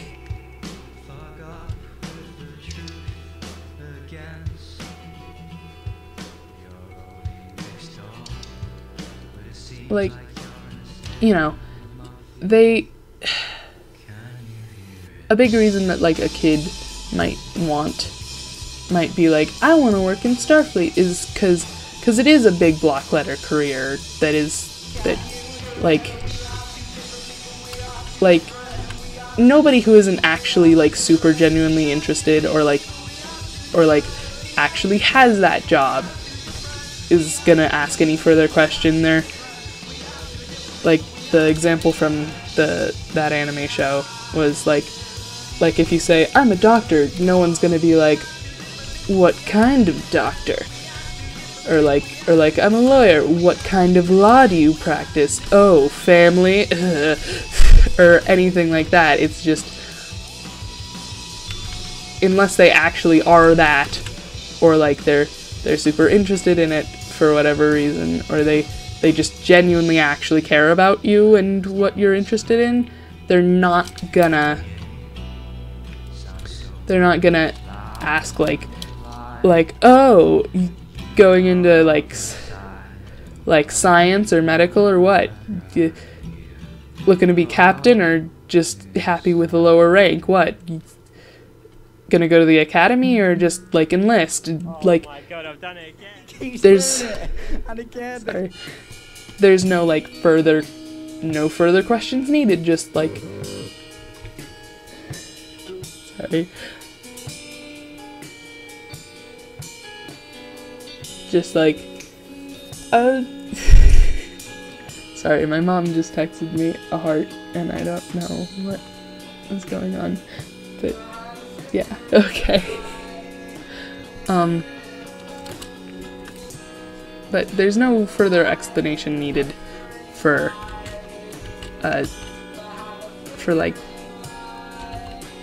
that, unless they are genuinely interested, in which case, like you would want them to ask then.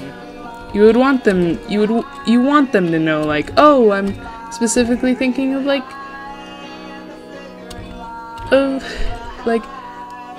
my super thing that I want is to like be a first officer. And there is another reason, a reason that I guess Starfleet like is a cool like career, like in an actual sort of sense, because like it's very obvious to me why like people like in our world would want to work in Starfleet, because it's awesome and badass, and when you're just daydreaming about it, you get to meet Captain Kirk and you don't have to almost die, or at least you only have to almost die and not actually die. And there's not just the actual reality of like, it's just kind of gonna be a job, but also with a lot more almost death involved, and probably also death eventually.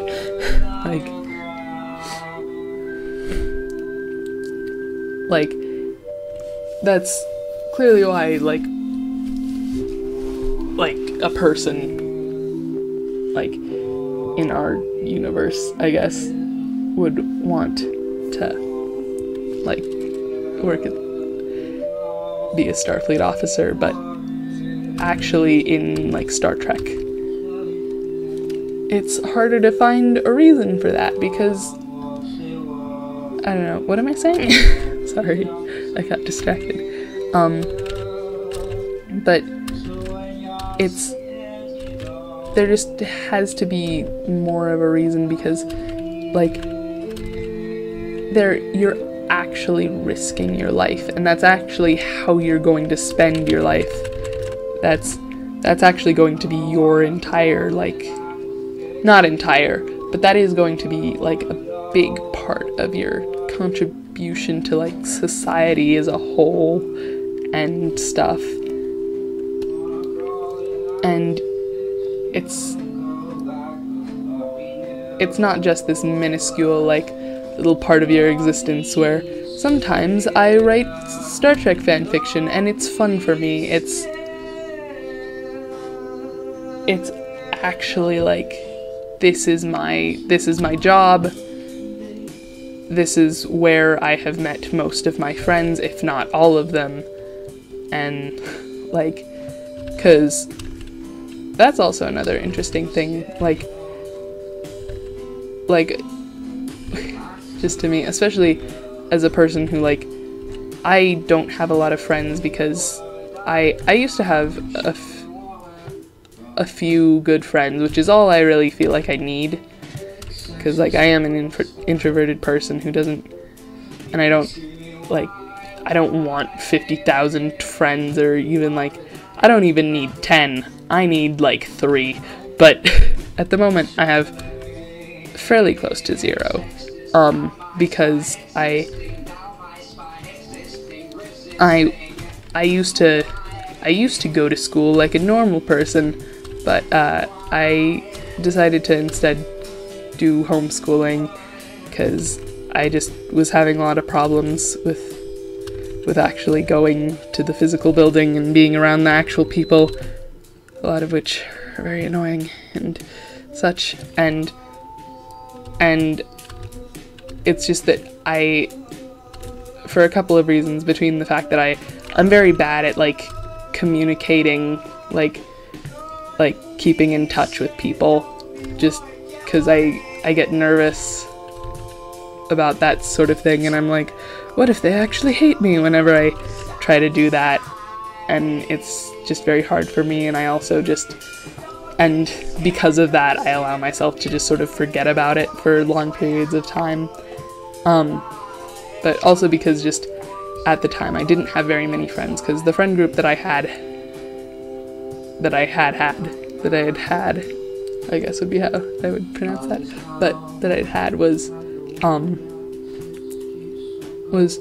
part of it was pretty cool, but some of the friends that I had at one point were not great, and they were the ones that I was closest to, and so the cooler members of the friend group I kind of drifted away from slowly, and the not so cool members of the friend group I kind of kept hanging out with and kept lying to myself about, like, no, they're fine people, they're normal and nice, and they aren't mean to me.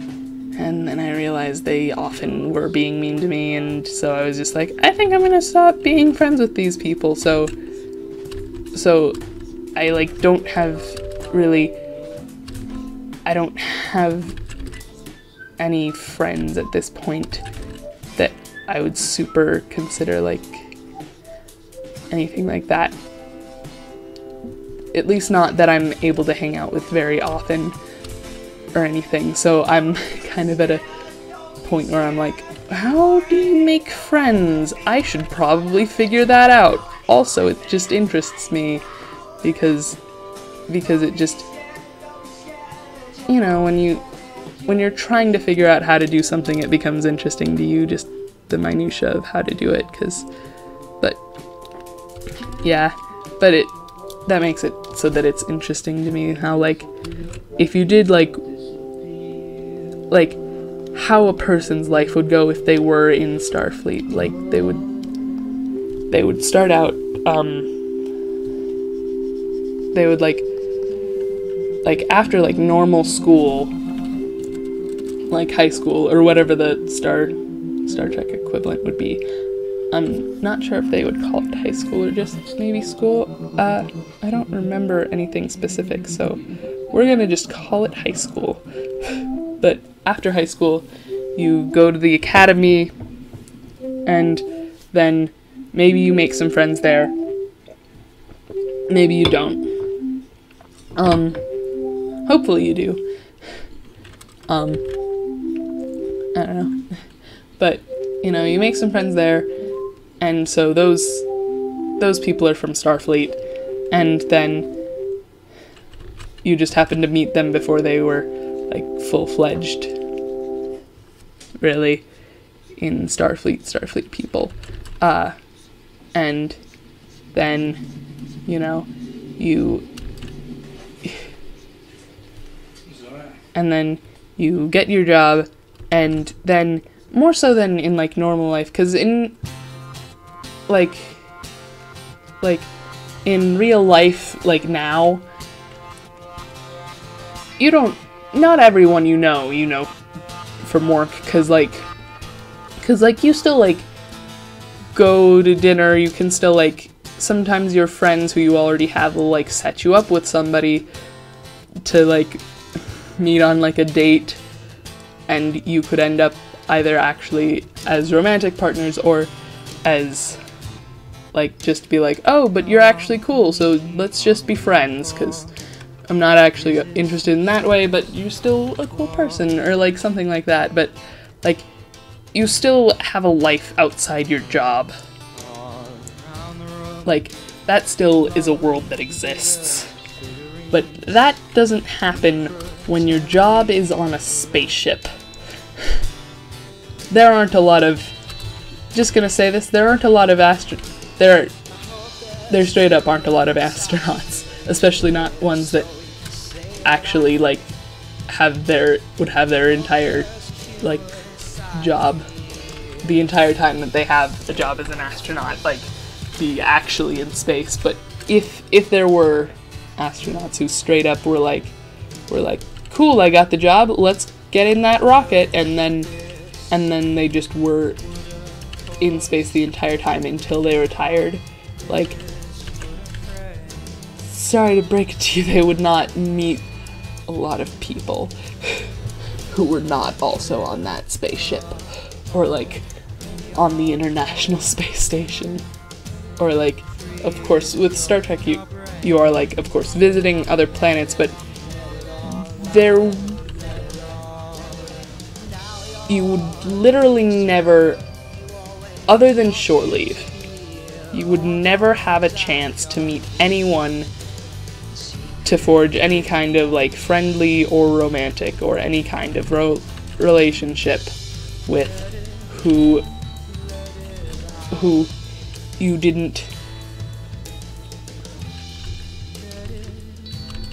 did not meet at your job or on your very specific vacation, where it's like, I am, like, there's, like, and when you think about it, that's largely reflected in, like, characters' interpersonal relationships on Star Trek, because, like, no one really has relationships with anyone who, like, I'm trying to think about it, and, like, even people who, like, and I was trying to think of, like, couples who were already married when, like, the series that they're in started. And the first one I thought of was the O'Briens, Keiko and Miles O'Brien. But the thing is that they're already married by Deep Space Nine, but they got married during Next Generation. They, like, it's not ever shown, but they met on the Enterprise during the time that show takes place during, and so, like, that's when and where they met, and so it doesn't really count, and, like they get married there and they have a kid there. They have a frickin' kid, and Worf delivers it, and it's, like, dramatic but also hilarious in a way. But yeah, like their lives, like it's no wonder that Keiko didn't want to move to Deep Space Nine. Their entire life together was on the Enterprise. There was no... The biggest move they had ever made together before that, the places that they had gone, as long as you consider the Enterprise a place itself, and therefore, like, it doesn't really count that, like, the Enterprise was, like, over by Vulcan at one point. That doesn't mean that they went to Vulcan, it just means that they, like, were on a ship and maybe they happened to stop down at the surface. Like, if you live on a houseboat that you just let float on the river, I guess. Or, I don't know, if you lived on a cruise ship, like, just because there are cruises going on and sometimes you stop by the places that they're going between, that the cruise ship goes between, doesn't mean that you, like, really, like, it's not the same as traveling to that place, like, to the Bahamas. It's just, our house ended up at the Bahamas, so now we're here for a little while, and we had some fun. And because of that, it's no wonder that... Is it seriously silent for that long? I guess it's not. Okay, it's fine. But, like, it's no wonder that Keiko didn't want to move after that. They'd, like, lived in this one place, even if that place was moving the entire time. They'd lived in this one place, and that's where they met, where they were married, where... and, like, leaving the people who are there is just, like, people who are in Starfleet, like, a lot of the time, the only reason that they ever go anywhere is just, like, it's for their job. And, like, because a lot of Star Trek characters happen to be workaholics, like, even when they go on vacation, it's for their job, because their captain literally was either like, I'm ordering you to do this, or they were like, if you don't do this of your own volition, I'm going to have to order you to do this. Or if they are the captain, in Captain Picard's case, it's because, like, instead their chief medical officer has to threaten to order them to do it. / actually order them. I don't remember if Beverly actually did order him to, but, you know, it's very interesting.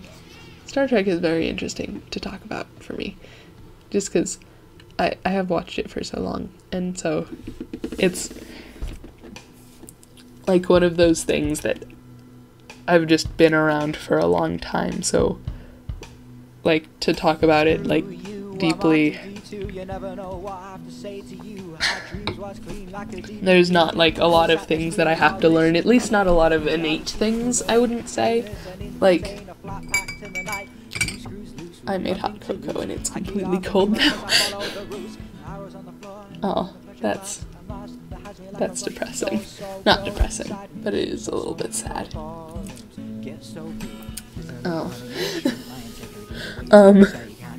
But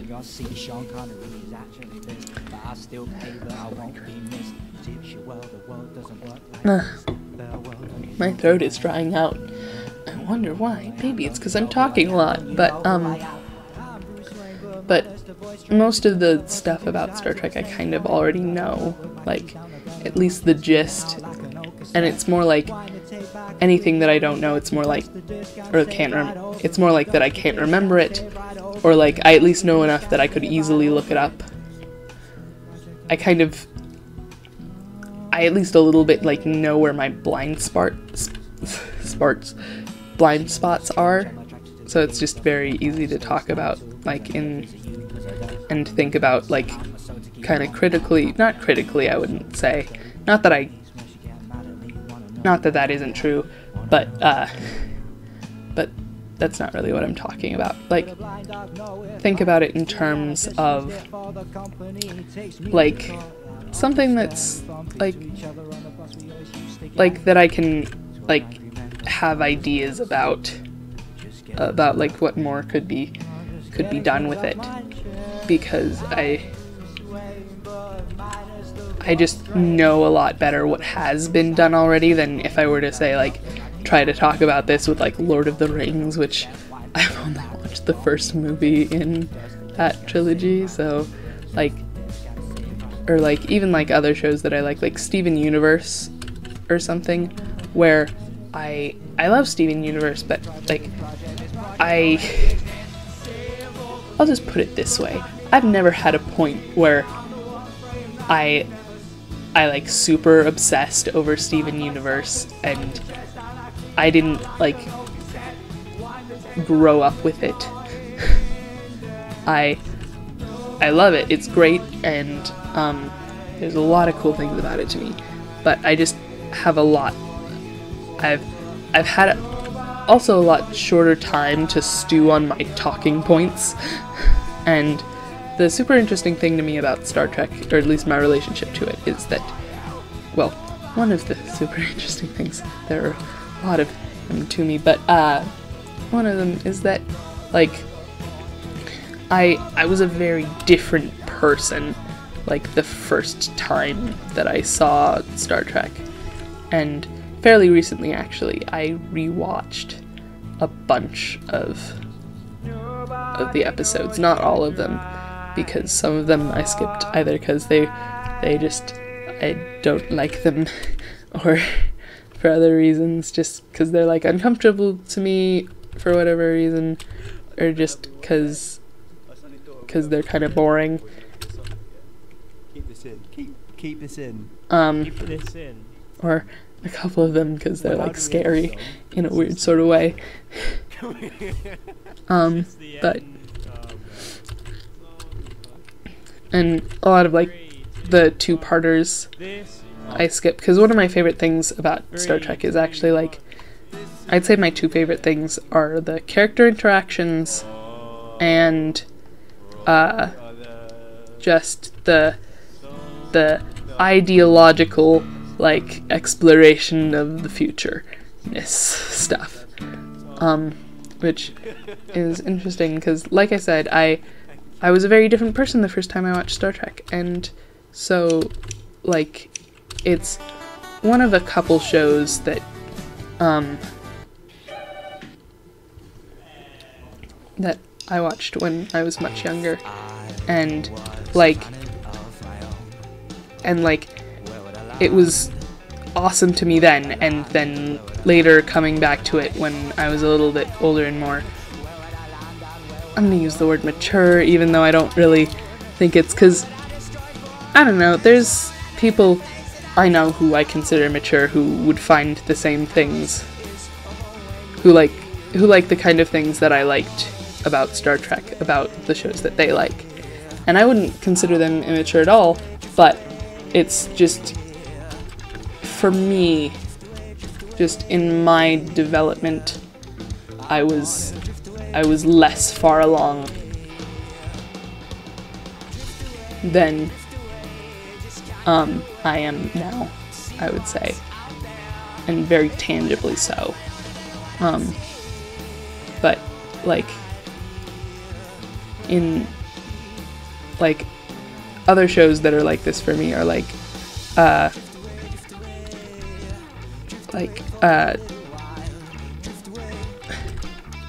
Avatar: The Last Airbender and Fruits Basket were like that.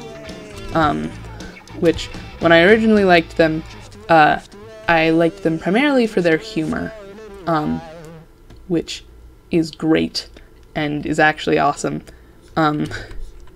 Like, both those shows are super funny. Fruits Basket, I less remember the comedy at this point, but I really liked the comedy when I was younger, so that's something. But Avatar is like still really hilarious to me. But like, what I didn't get the first time that I watched any of these three shows was like or at least the more so with, because the things that I That's a song. that I ended up liking about these shows, what they are, it's a little bit different for Star Trek. Specifically, like, TNG is the main one that I super liked, and still do. And also Voyager and DS9 I quite like. But yeah, so it's a little bit different for those two, but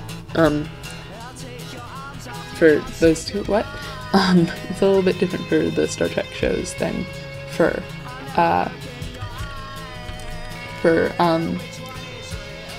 Avatar and Fruits Basket. But it's still, but for Avatar and Fruits Basket, the things that I super liked about those shows when I watched them was the comedy, but like now I more see the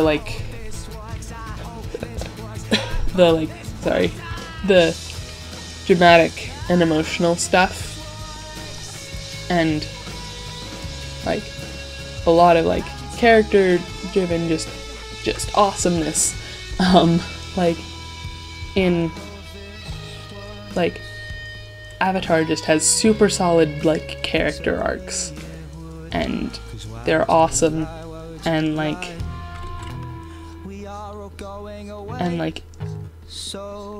just a like solid like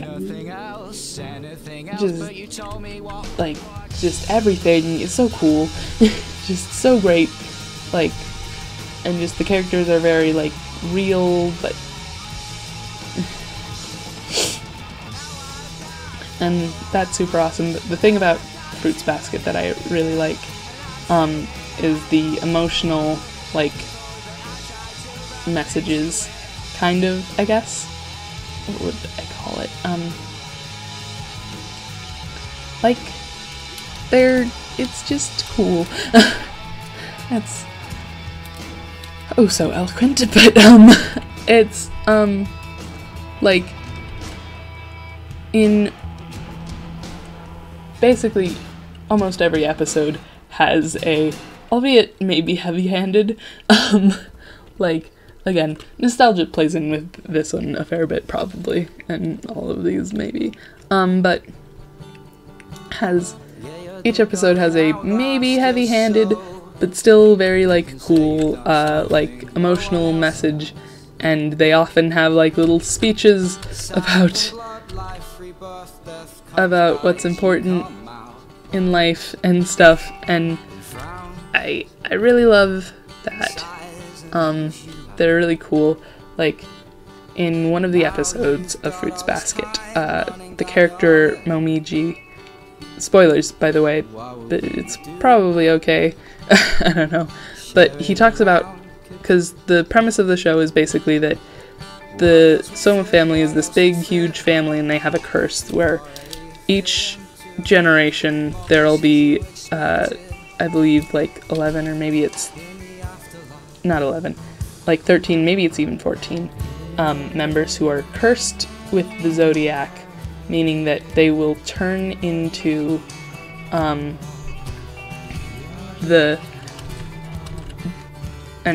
their animal of the zodiac if they are ever hugged by a member of the opposite sex, or if they're just under a lot of stress for whatever reason. Just like in either case they'll turn into that, and that sounds like just a kind of goofy thing, and that's sort of like, it's super interesting because like it kind of has a surface level thing where it's just kind of goofy, where it's like, haha, now Haru is a cow and stuff, but there's like also super interesting things about it, like specifically with the character Momiji. Since he is a boy, and members of the Zodiac turn into their animals whenever hugged by a member of the opposite sex, when his mother gave birth to him, when she held him for the first time, he turned into a rabbit, and she did not take it well. And basically, she just ended up going mad, and at one point she says, like, I can't believe that thing came out of me. I just want to forget about it forever. And so the magic doctor person, who is able to erase people's memories, per her request, erases her memory of her son, of her first born son, who is this kid Momiji, and he's like in middle school at this point, and he like is telling the main character Toru about all this, and it's just super heartbreaking. And he specifically says, like at the end of telling her about all this, that he would like to keep all of his memories, even the painful ones, because they're all part of him, and he wants to be his whole self. And it's so adorable and just super emotional and and awesome. And like that's the kind of thing that I didn't really pay attention to the first time that I watched it. I was just like, oh, that's sweet, but more jokes, please.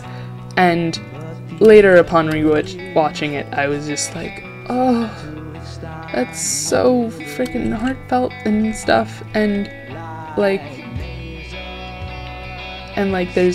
there's a bunch of stuff like this, and this is kind of random, but there is a character named Haru who is a guy, and apparently had at one point had a crush on a character named Yuki, who is also a guy. And so just an interesting thing about that is just that it gives me sort of a pinpointable thing of like, so by this point I had at least one time heard of what a gay person was, even if I didn't know the term. By the time that when I watched this, because just at any point after this, I know that I had seen that at least once, which is just interesting to me, to have a little marker like that, just to know, like, oh, this is when I found out about that, or at least I had by that point. That's not super important or anything to what I'm trying to say, but it's interesting to me. And it's super cool that they talk about that, and at all, like, even just mention it. It's just interesting, and I don't know, but it's like emotional stuff, and it's super cool, and I love it when like a show can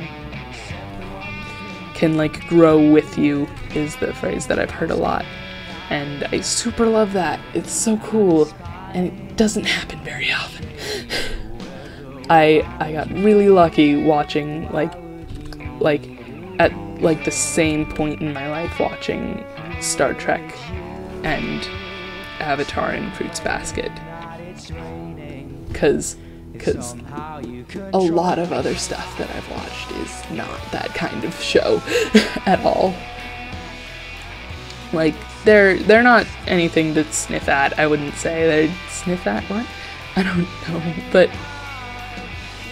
I wouldn't say they're like other shows that I've watched are bad or anything, but it's not that kind of like emotional thing where it's just like, oh, like just it resonates so much more now, and like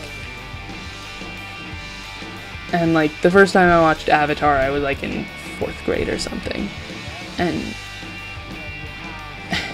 like I like both Avatar and Fruits Basket were super meaningful to me, especially because in one way or another they both reminded me, or at least do at this point, remind me of my grandfather, who died a few years ago, but like that's just a super strong emotional connection thing that's just like, oh, it's sweet that I have that little connection in there, just because specifically I guess in like Fruits Basket, just because my grandfather was like Japanese, And Fruits Basket is an anime, and the first anime that I ever watched. And like, basically, in Fruits Basket, there's a scene where one of the characters makes rice balls, and from that I learned how to make rice balls. And then when my grandpa was sick, I made him rice balls, and it's just so emotionally, like, just like, oh, I remember that happening, and it was so, like, oh, just emotions. And with Avatar, the character Iroh, is specifically is, sorry, I keep looking over at that, but he's, is this old guy who's like wise but kind of silly and stuff, and just kind of like, not anything specifically really, but just kind of that character. And my grandpa had the same, like, kind of presence to them, I guess would be a word.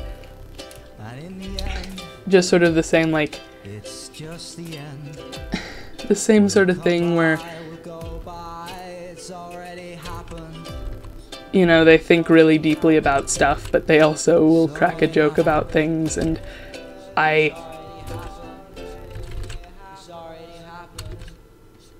it just, I don't know, that character kind of reminds me of him, and is just nice, and yeah, and another thing about it is just that, like, the actor who played Iroh, like, died. I don't know why I said that so, like, strongly.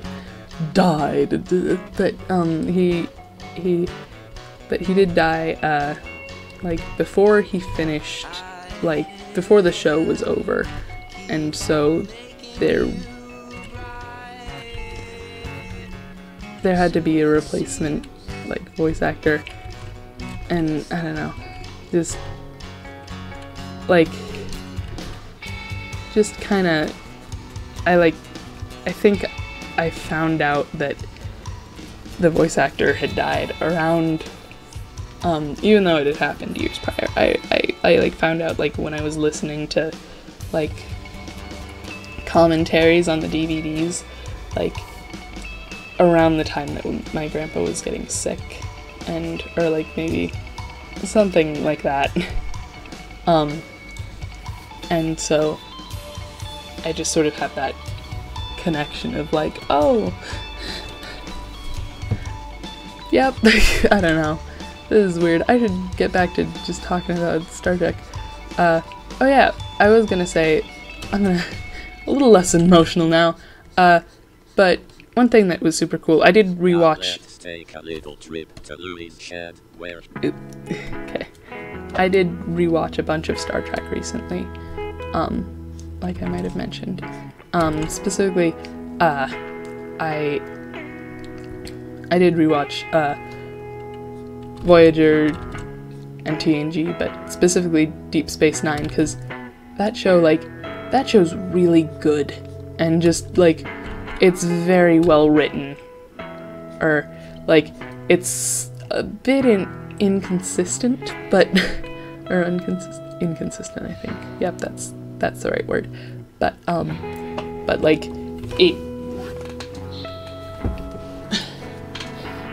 it's, like, at least when the high points of, like, TNG, or, like, Voyager, you're just like, oh, this is cool, this is good, but, like, for those two, but for, like, Deep Space Nine, when I watch it, I'm just like, oh, this is like actually like, this is like a thing that like, if I were a person who gave out awards,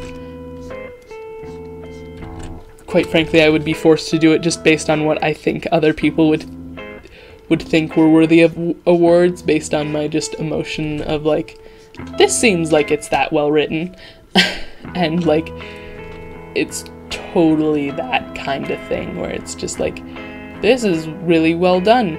I can't really place my finger on it because I'm not that good at like critical analysis or anything, but like, the people who did this did a very good job.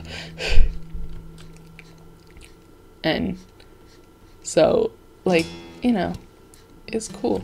But that's like something that I didn't really notice much, and especially my parents never noticed, because I like watch Star Trek with them, but they never, they specifically had a thing that they said about the Dominion just in general as a concept from Deep Space Nine.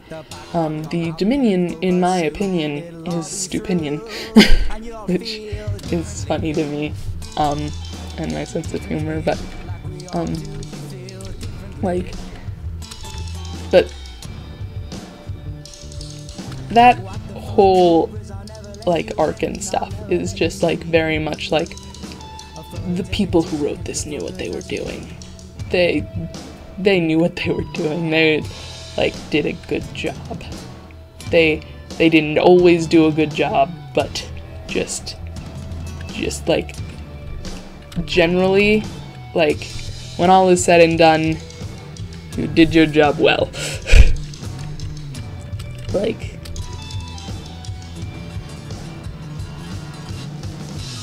and it's especially interesting because, like, even now, the things that I like, especially about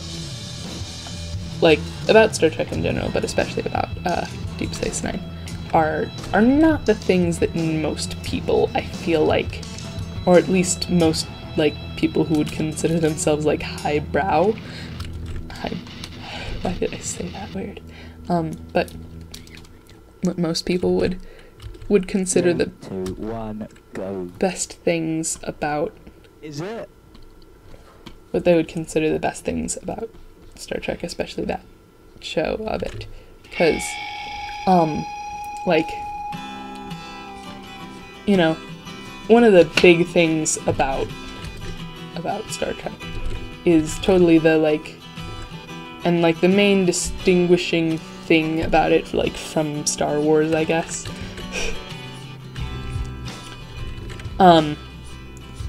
at least as far as the ones that I super like, which are the, like, 80s, 90s, ones, like I said, like, TNG, Voyager, Deep Space Nine, it's that it has a lot of, like, ideological and, like, just, like, cultural stuff, and it's, I don't know, more thinky. It's very much, like, each episode is just, like, a little, I don't know, but, I don't know,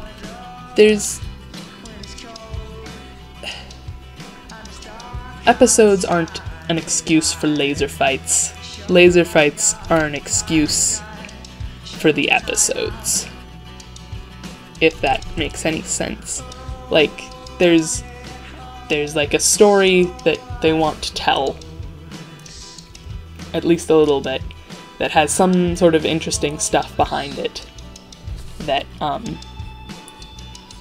like also happens to have laser fights in it with the spaceships and such, instead of and maybe it was just because I watched them a long time ago, but when I wasn't, I don't know, as smart, as well developed in terms of my, like, thinky about things critically abilities, but, you know, I never saw Star Wars as being nearly as much, like, it's certainly not bad, but there's not a very strong, like, ideological struggle behind the actions that happen, I'm gonna say.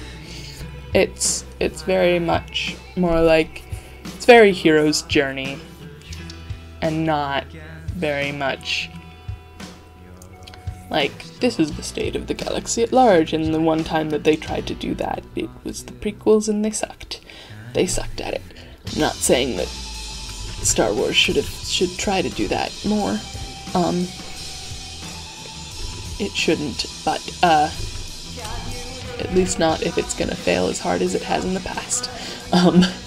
But that's why I prefer Star Trek. Just because, like, I like that substance a lot. And that's one thing I actually noticed in Hamilton, that musical that everyone has heard of. And therefore I'm gonna assume doesn't need explaining.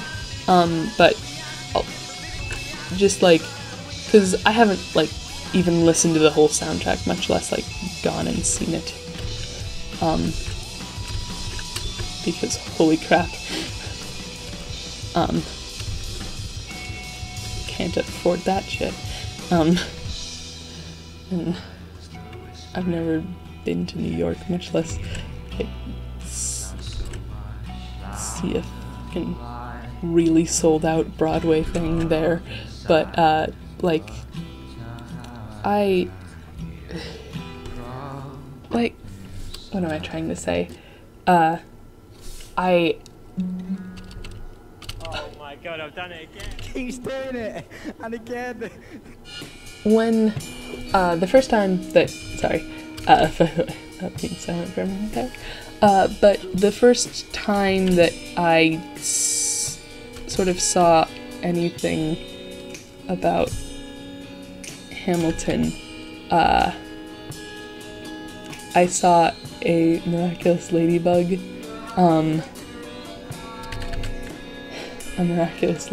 like, animatic thing that somebody had done. It was by, I might get this wrong, but it was something along the lines of, like, Jinja Ninja Oh Whoa. I'm gonna pronounce it like that. It's the thing where, I'll just try to draw it, maybe. Like, it's that, but it's with an O and a W and an O, so that it's with type, but at the end of the name. But so there was this animatic, and I watched it, and I was like, this is cool, and I really like the song, and the song was specifically You'll Be Back. And so I was like, this song is awesome, I really like it. And very stupidly, without knowing anything else about Hamilton at all, I for some reason stormed out into the living room and was just like, parents, I demand to see this musical. Knowing full well that it would never happen, less so because, not at all because I, like, knew it was this sold out big cultural thing, but just because I was like, yeah, I'm never going to New York. And it's, like, on Broadway, so like, this is already a no. Why would I have to think about the music, like, ticket availability when I'm not gonna go to the place where it is anyways, ever? So, or, like, if I am, it's not going to be with these people, and not gonna be anytime soon, so, like, why would I even, like, pay attention to that? But, and then my dad was immediately just like, yeah, no, it's sold out. And I was like, you know what it is even? Okay, that's strange. And I felt embarrassed for a really long time. And that, combined with that I don't really like hip-hop music. I said that's so weird. Hip-hop music. You can see how little I like it based on how awkwardly I talk about it. But because of that, I, like, because of those two things, I didn't really listen to the soundtrack, and like at first when I like tried to listen to the soundtrack, I was like, oh, this is not at all like the one song that I'd heard and liked, so I didn't listen to it for a long time. But a while later I saw some other animatics that were just straight up Hamilton animatics, and I was like, oh, these songs are cool. But the point is, like, most of the songs that I've listened to from Hamilton are like ones like that, and that I've just like seen in animatics and then subsequently listened to a million bajillion times. Because they're awesome, but I haven't actually separately seeked out really any songs, so other than just ones that I've seen in animatics. I'm saying it so many times that I'm having a hard time saying it consistently, correctly, consistently, yeah, that. But, so, yeah, that's cool. Just a second.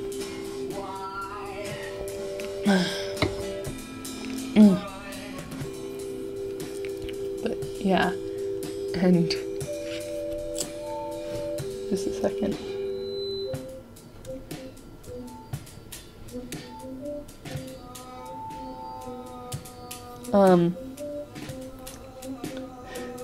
Okay. Wow, I should learn to draw faster. This has been going on for 3 hours apparently. I was like, maybe I'll get like 3 done. 1 not finished. But how naive I am. But like, what was I saying?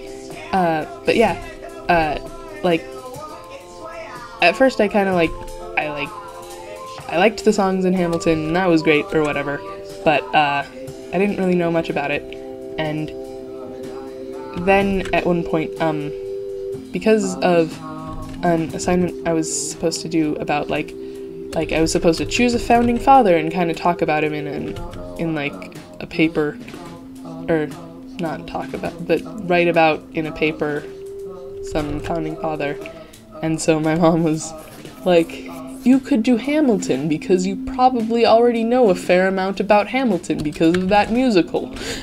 And I was like, yeah. And that led me to be curious just what percentage of people had written about Hamilton for this assignment. And also how much that percentage had risen since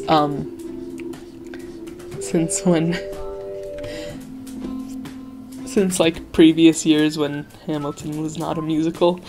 Like, the difference, was it like 0 to 100% or just like 5 to 50? But yeah. So because of that, she had me watch a drunk history about Hamilton that she was like, this is hilarious, you should watch this.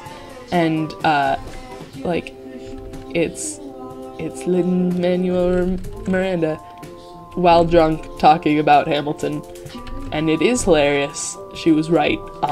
But also the interesting thing is that he specifically mentions that, spoiler alert for both a musical and actual history that happened. Always feels weird to give spoiler alerts for actual historical events because they happen to be in like a show or something. Just like, but basically, like, at the end of a couple of things, the musical and Alexander Hamilton's life, he did a duel thing a duel with Aaron Burr. And basically,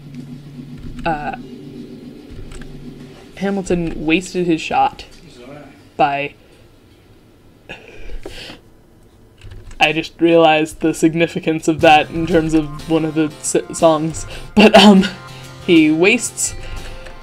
He gives up his shot. He throws away his shot. I'm like just suddenly having this realization of like, that'd be why that's a repeated line in the musical. But he throws away his shot by shooting it just up into the air. And Burr shoots into him, which is super interesting because throughout their entire lives / the entire musical, Burr has been doing / singing about, like, he's like keeping his plans close to his chest. He's not making any strong movements. He's just like super just like I'm not gonna do anything that could, like, I'm not gonna pick sides. I'm just gonna wait and see which way the wind blows. And depending on how many times you've listened to the Hamilton soundtrack, you may or may not notice that I'm literally quoting lines because I cannot think of any other way to phrase it. But yeah, he's... The entire time he's been like, nope, not making a decision yet, just gonna stick with it and just gonna wait, just gonna meditate over here while you actually do things. And then I'll choose a side when you've chosen which one is winning. And he does this the entire musical / life that he has. And then right at the very end, and this entire time while he's doing this, Hamilton is just completely like, is just running his mouth and just like allowing himself to get into stupid situation after stupid situation, just like I don't need to think about this before I do it. I'll just act, and I'll just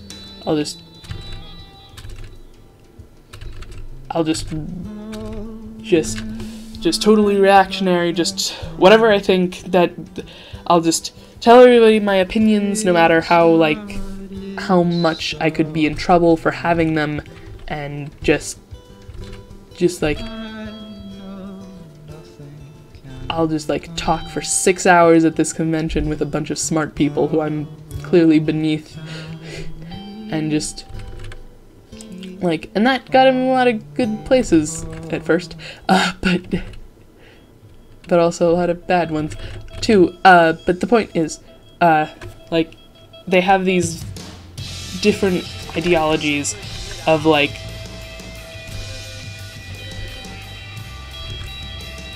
and specifically the song lyrics. Hamilton is like, I'm not throwing away my shot. I'm just gonna go. I'm just gonna do it. I might not have another chance.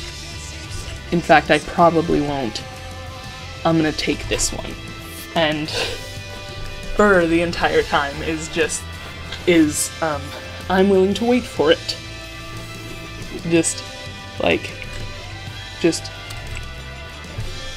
Now the song's stuck in my head. But he's just like, I don't know what's going on. I'll just see which way the wind blows. I'm willing to wait for it. Trying really hard not to just sing it. And he's like that the entire time. And like they have these clashing ideals, and then at the very end, what ends up happening is that they switch their ideals, and it goes very poorly.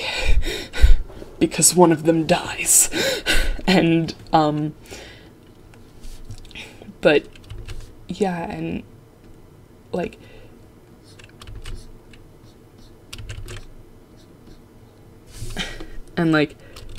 like I said, the thing that I had just realized was, like,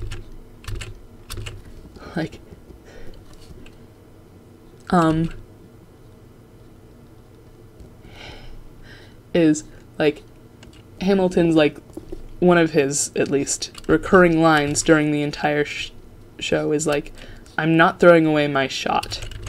And that is exactly what he does at the end of the musical. He and his life. Because it's so weird to talk about, like, actual events that are also, like, TV shows and musicals and stuff like that. But, he's like, what he does is he throws away his shot. He's just like, I'm not gonna shoot at this guy. I'm gonna instead shoot up in the sky. Why isn't that a line in the song? Sorry, I'm being a doofus. So he does the exact opposite of what he's been, like, doing the entire time, and Burr also decides to do the exact opposite, and Hamilton dies because of it. And the other interesting thing that I want to mention is that in the Drunk History, again, I have not listened very many times to most of the songs in Hamilton, but I do know that from this Drunk History that I watched, that specifically, like, Hamilton had, like, an appointment for, like, the next day after this, like, duel. He was like, he, like, had plans, and one of the things that he sings repeatedly, again, you probably maybe know this, I don't know, but one of the things that he sings repeatedly, or at least at one point, during My Shot, is that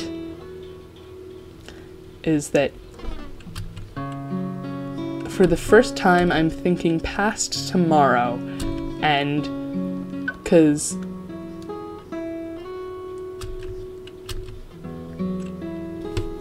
like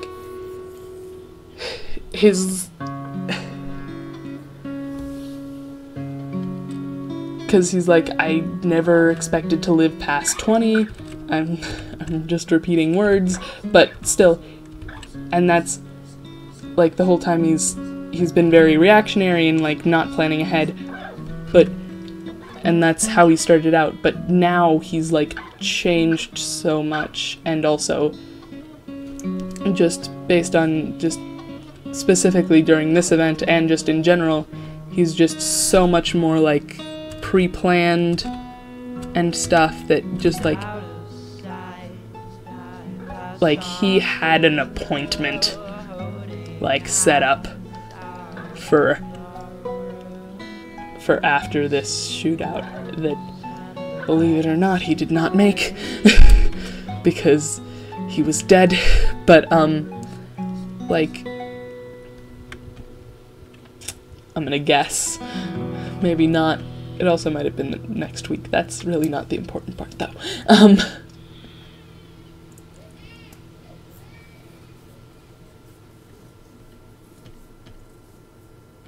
But yeah, so Hamilton's cool.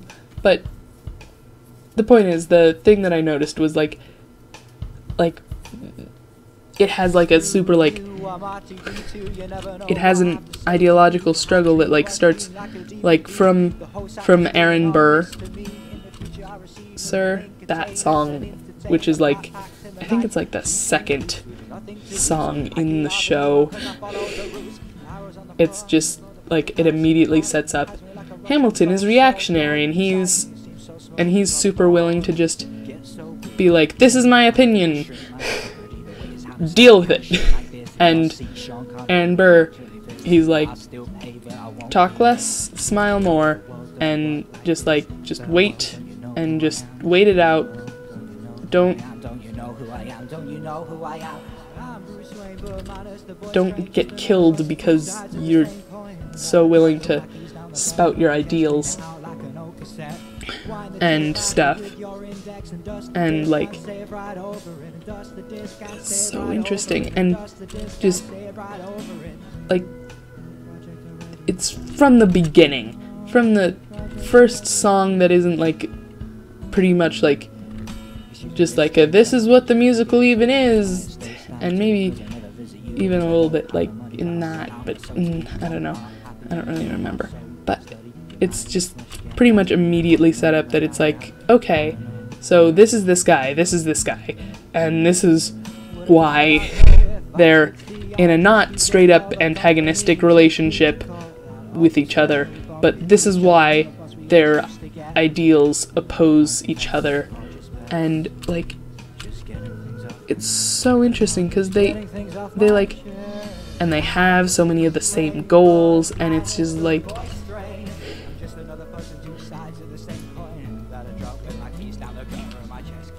and like I don't know, it's just so cool. Hamilton's a cool musical. I don't know if you gathered, but it is. So maybe you should fucking watch it. But yeah, it was great.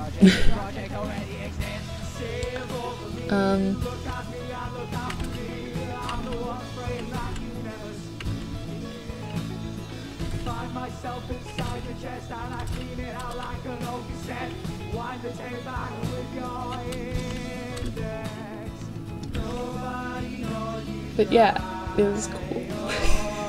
But yeah, it was cool. But you know, and then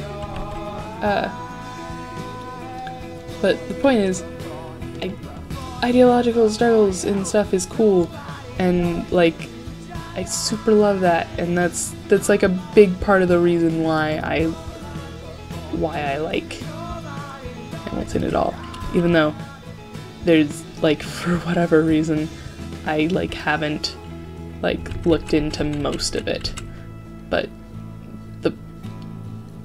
the parts that I do like know are really awesome, and I love it. And that's why I like Star Trek a lot, and that's because it's way more about that than it is, and it's like about the idea that they're of like, and like about how the future even will fucking work, and not so much about space lasers, and that's it, and without very much like, because I mean there is substance to Star Wars, there's a bunch, but it's, I don't know, it's less, I don't know, it's, the substance in Star Wars is a little less tangible to me. Also, I just didn't happen to like it as much, and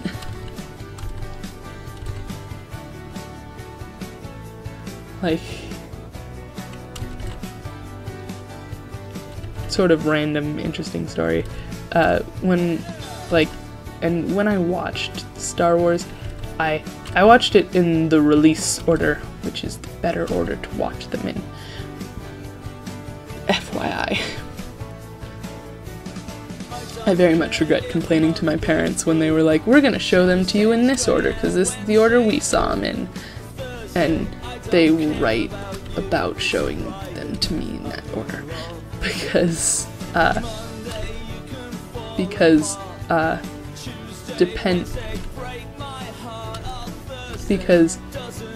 one way of watching them, you get to, I don't know what I'm even saying, but one way of watching them, it's awesome, and one way it sucks, and the other way it sucks. I don't know. I'm having a hard time talking now. Doing this. Okay, so this is a style, maybe, or something. So yeah. And also, the kind of hard thing about this, like, style or whatever, is that if you'll notice here on Ye Old Dan versus Ye Old Aaron, why I called them that, I have no idea, but, oh, that's copyrighted. We're gonna switch back to the, I hope that It's Me Mario would be okay with this, and is, music instead of the there's a record company who probably isn't, music. So, but yeah, so if you'll notice, Aaron is shaded with purpliness, kinda, here, and Dan's like hair is shaded with just straight up black here. So, and just, they're like just drawn very differently.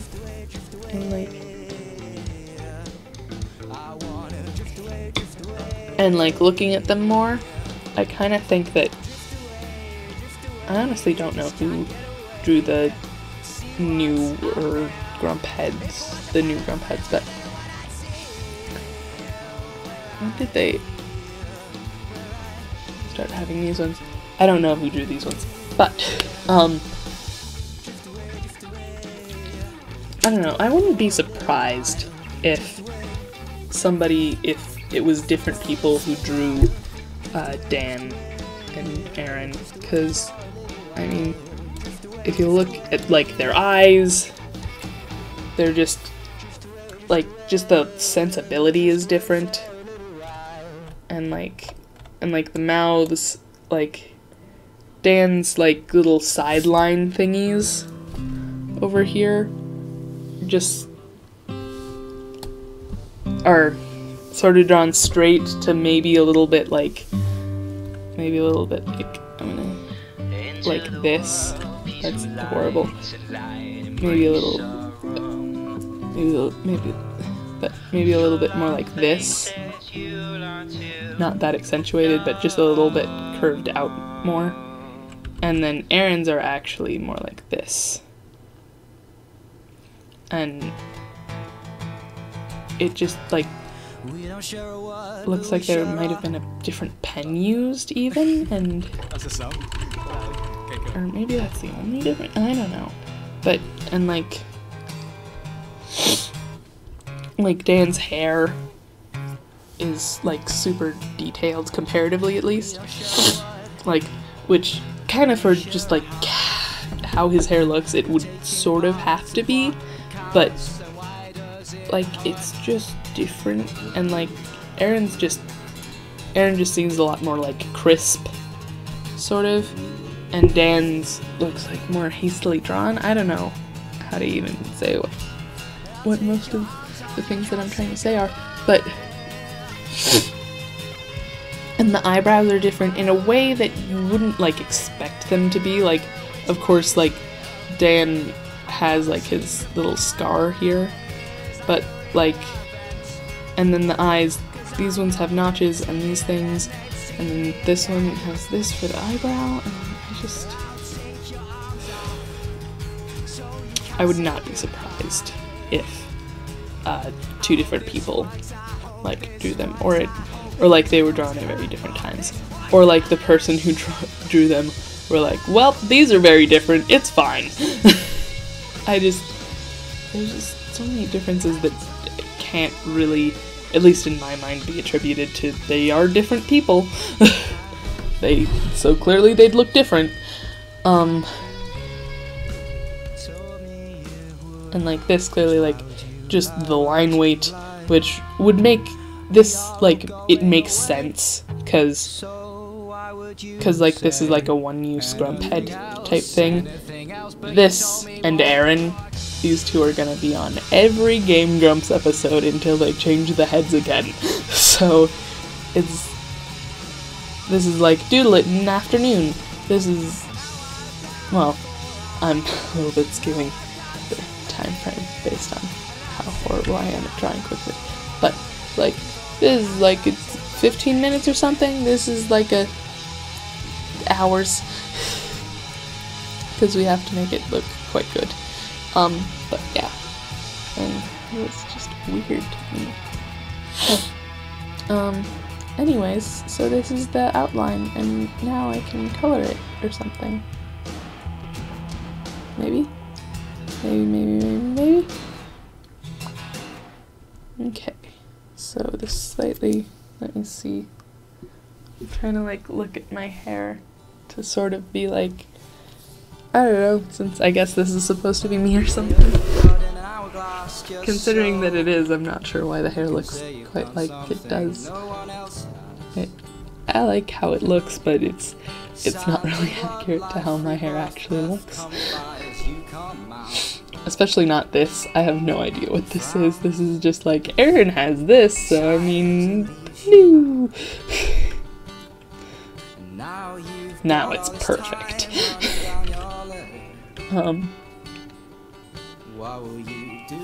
But yeah, so yes. Safe images, I don't care. There we go. Because I guess, because his hair is kind of closer in color to mine. And let's put him down there. And just so that we don't have two Aarons, we'll open her up. What is her name? Oh, maybe it says. I would like to remember. Okay, gallery, Game Grumps. Please say. Please say. This is funny. I'm just like, pleasant. Wait. No. I think that these are the same person. Maybe. I think. Yeah, Comic Book Girl 19. That's who it is. That's who it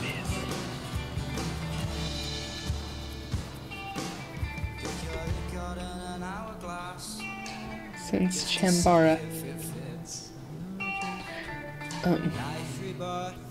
Blood and sand, death comes by as you come out. Like it's just black or what the frick? Like,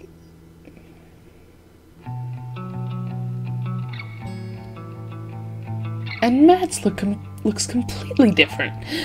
Sorry, I'm just like, why are they different? Because they were drawn at very different times.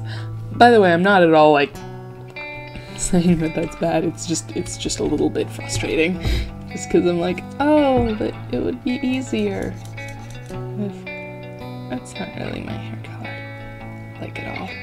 Well, maybe Dan's is closer, and maybe I'll just mix them together.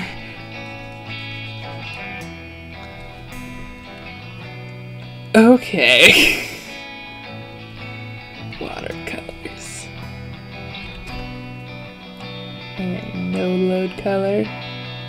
These mixing colors. And big old brush.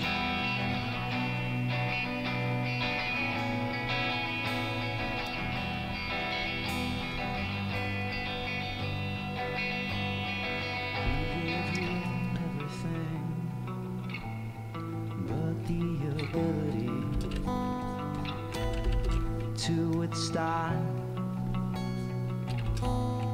lasers, trust me subtly. It's like He gave you everything, but the ability to withstand negativity, like lasers.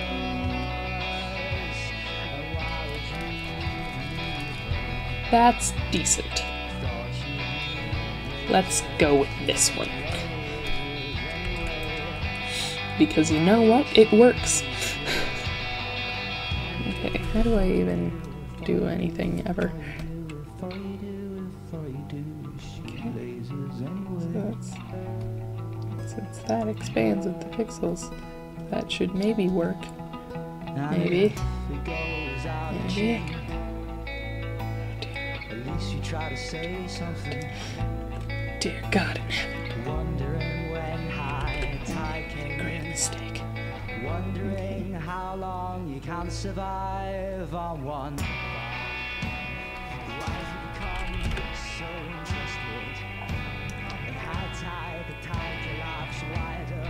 Your vision can stretch when you embrace something new. You can't imagine the breath on there. Why have you become so interested?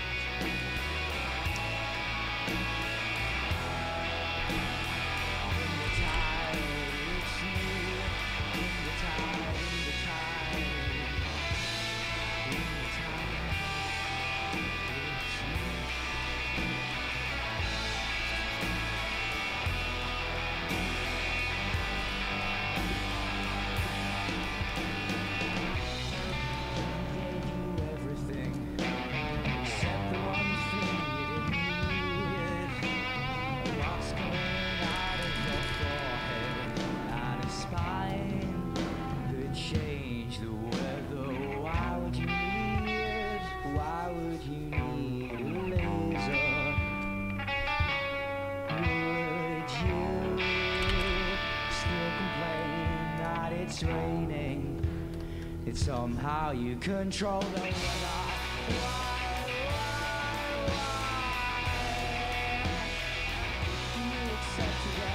I was completely silent.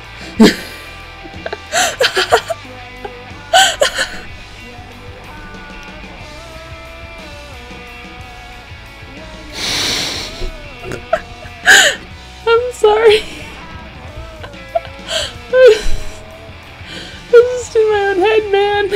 I didn't mean to. God damn it. I'm just thinking. I didn't realize that I'm doing a thing with the streaming and such.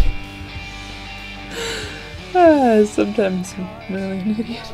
Just momentarily. Just a little bit at times. Okay. I don't even know what this is.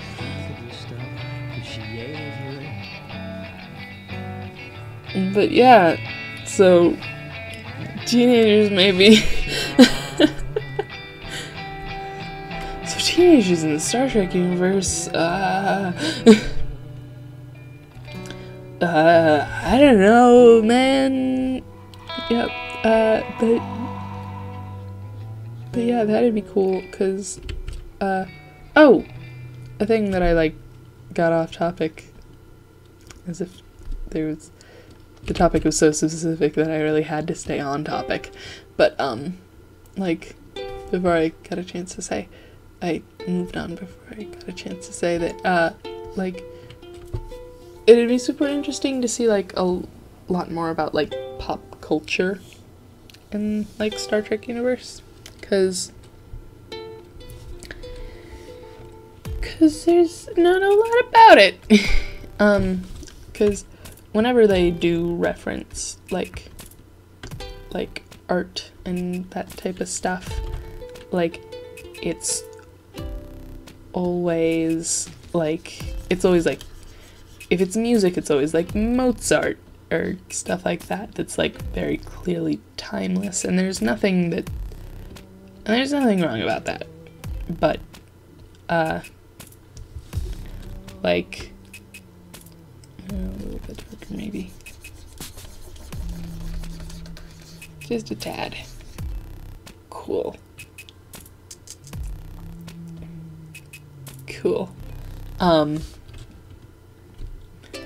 but, yeah, there's nothing wrong with that, but it'd be super interesting to, like, explore, like, what, because, like, I was kind of talking about, like, when you live in future world where, like, you don't really need a job and to, like, survive for money or anything. It really is more of, like, a fulfillment thing than anything like that.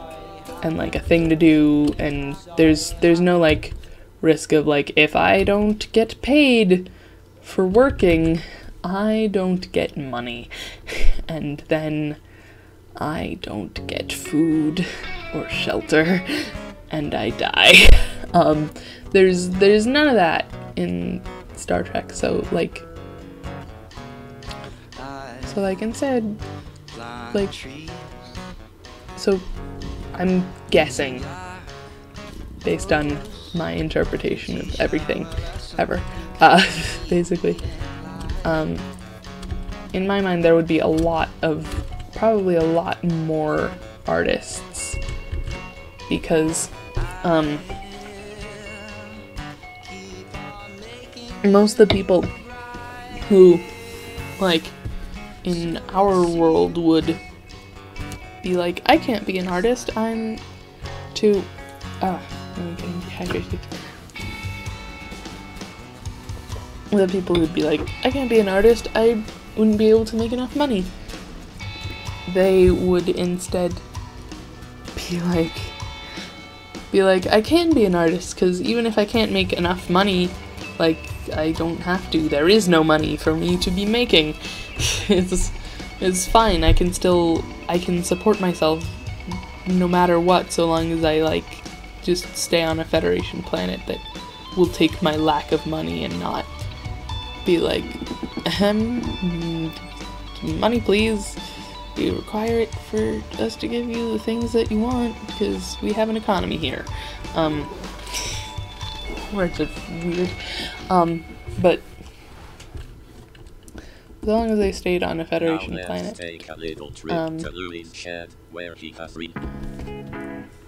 as long as they stayed on a Federation planet, they wouldn't have to worry about that. So they would be free to just be like, yeah, I'll be an artist. Even if, like, so there, all those people who in our world wouldn't get to be an artist because they would think they couldn't do it, they would get to, because they would be like, maybe I can, even if I can't. Doesn't matter. It doesn't matter, but it's not like a thing with the whole, like, you know, can't survive business.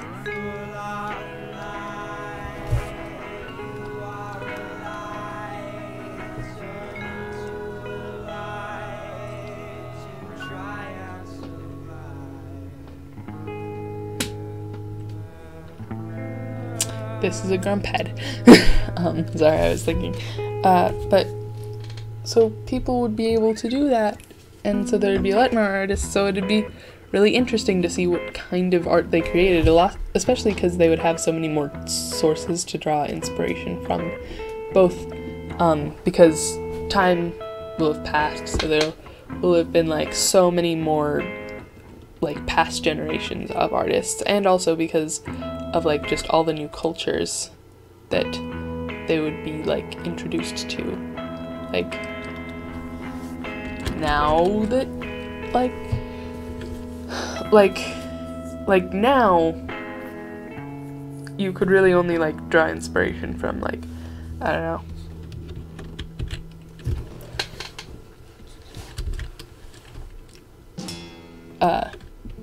Sorry. Words. You could only, like, draw inspiration from, like, you know, words are great with them, but,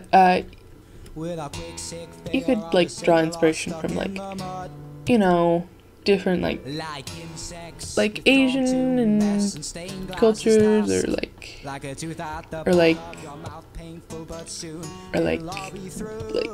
some more Western, or, like, you know, like, the cultures on Earth, basically. You could draw inspiration from any one of them, and that's great, but in Star Trek there's now suddenly all these alien cultures with all these, like, just that are so different.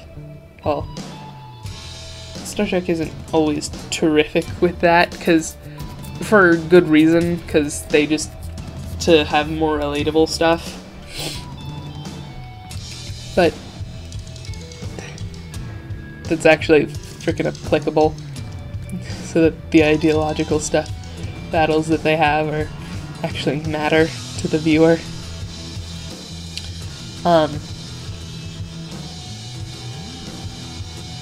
Instead of, I forget what it was called, but something like purple-orange morality.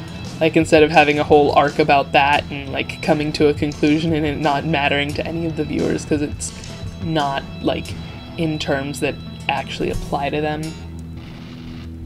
It's just a made-up thing that maybe we'll, like, experience someday, like, many years from now if aliens do exist, but, like... 3, 2, 1, go. It's not a thing that matters now. Is it? So, like, you know, it makes plenty of sense, but... I mean, still, the point is, there's, like, more cultures to draw inspiration from, and there would just be so much more chances for cool art to happen, and, like, just because of the kind of person I am, is just, like, one of my things that I'm just like, I wish that that's a thing that Star Trek did more about, and, like, that they dealt with more and cared more about showing, like, all the different, like, cultural things that happen. 'Cause, oh my god, how cool would that be to, like, especially, like, I just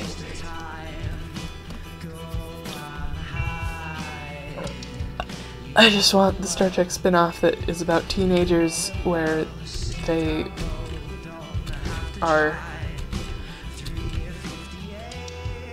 care about pop culture a bunch because they're frickin' teenagers, so of course they do, and that's just explored a bunch, and it's just like, this is how we're all growing up, and like different kids will, like, do different things, and, like, some of them will be like, I want to be an artist, or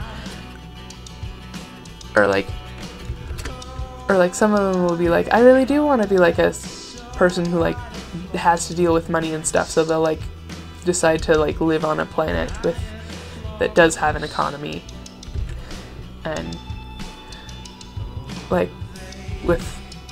they'll, like, decide to, probably not for, you know, I don't know if I'm not sure they're super open to permanent visitors, but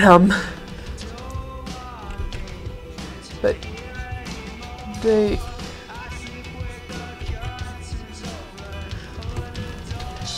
could, like, move to some planet with an economy and such, and that'd be, like, a thing that they did because they liked it and stuff like that, and all these different things. It's so interesting to me, and just, like, the like going off to college or the equivalent or college equivalents, and it's just so cool. And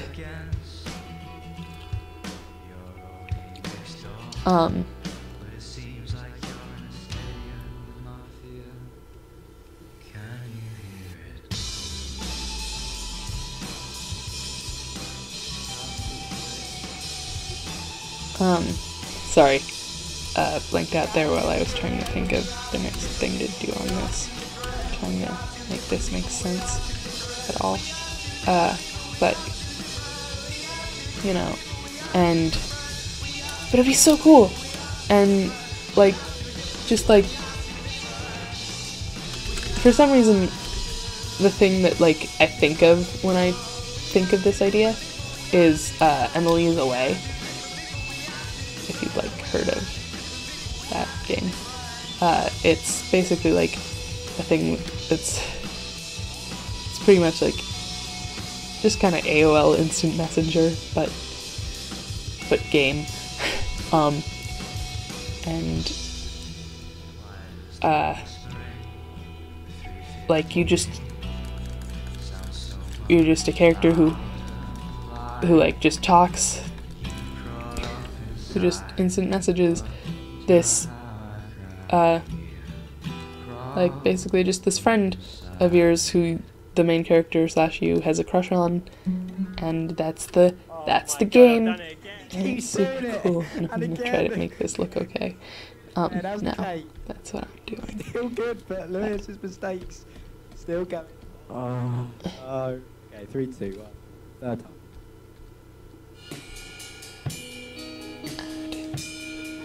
No. Overlay. No. Like it. Darken.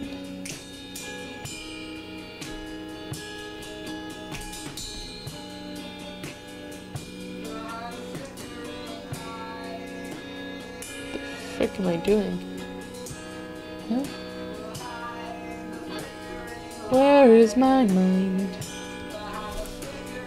I might be insane. God damn it. Might have gone insane. Certainly not that. Just normal, I guess.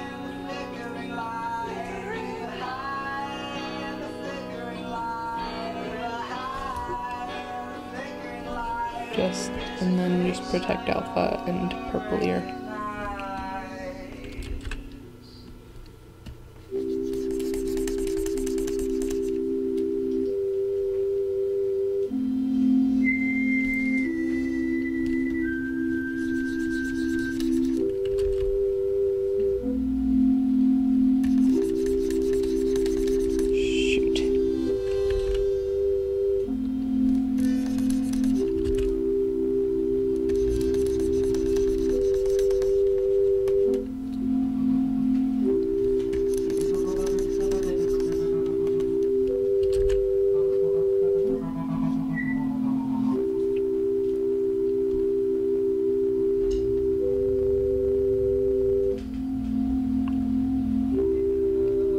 I don't know how to do this. I should probably talk while trying, at least, but I don't know how. Well, I guess most of them aren't actually shaded. I could get away with it, maybe. What if I was just like... And... maybe... Nope. Okay, darken. Does that do anything? Dodge is not at all. Saturation. Nope. Hue.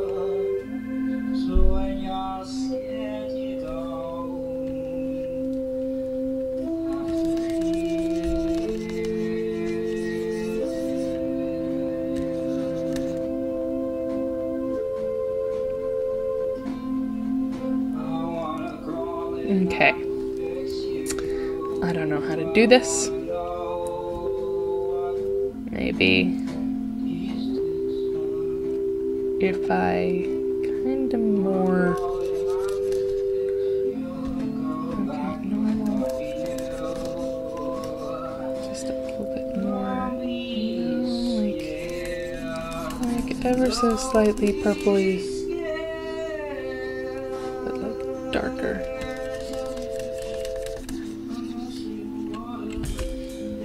Oh, I think I know how to do this effectively.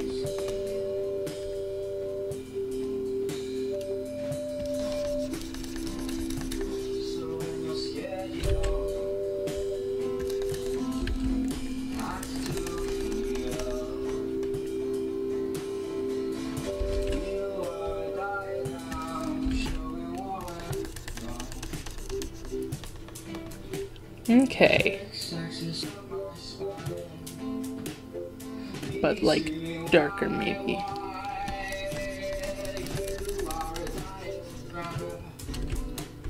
This is decent-ish.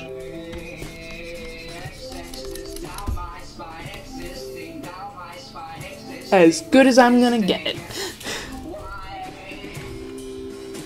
That looks pretty good. Cool. I've done a thing. That's awful nice. Yup. Holy crap. Oh my gosh. Okay. So then we're gonna finally save this, I guess, just at the very end.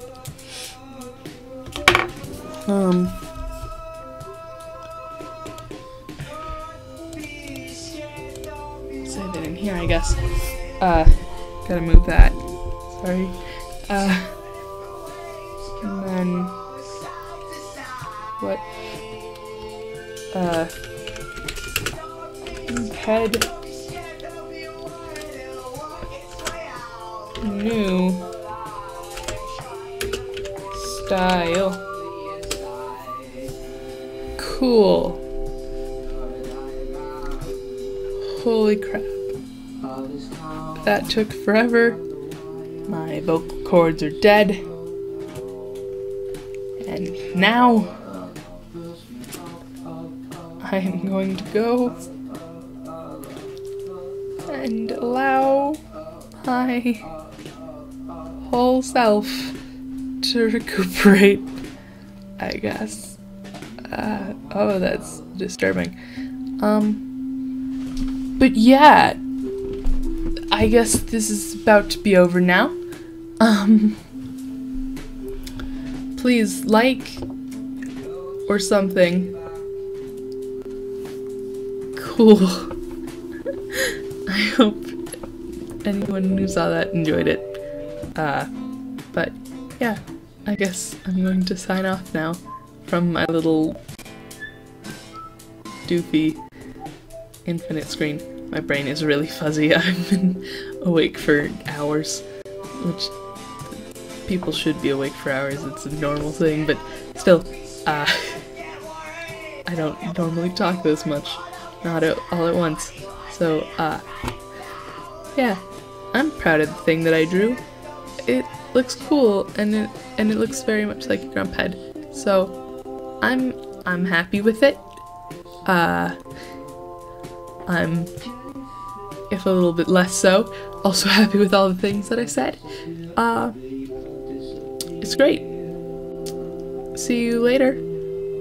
Maybe. Okay, cool. Bye.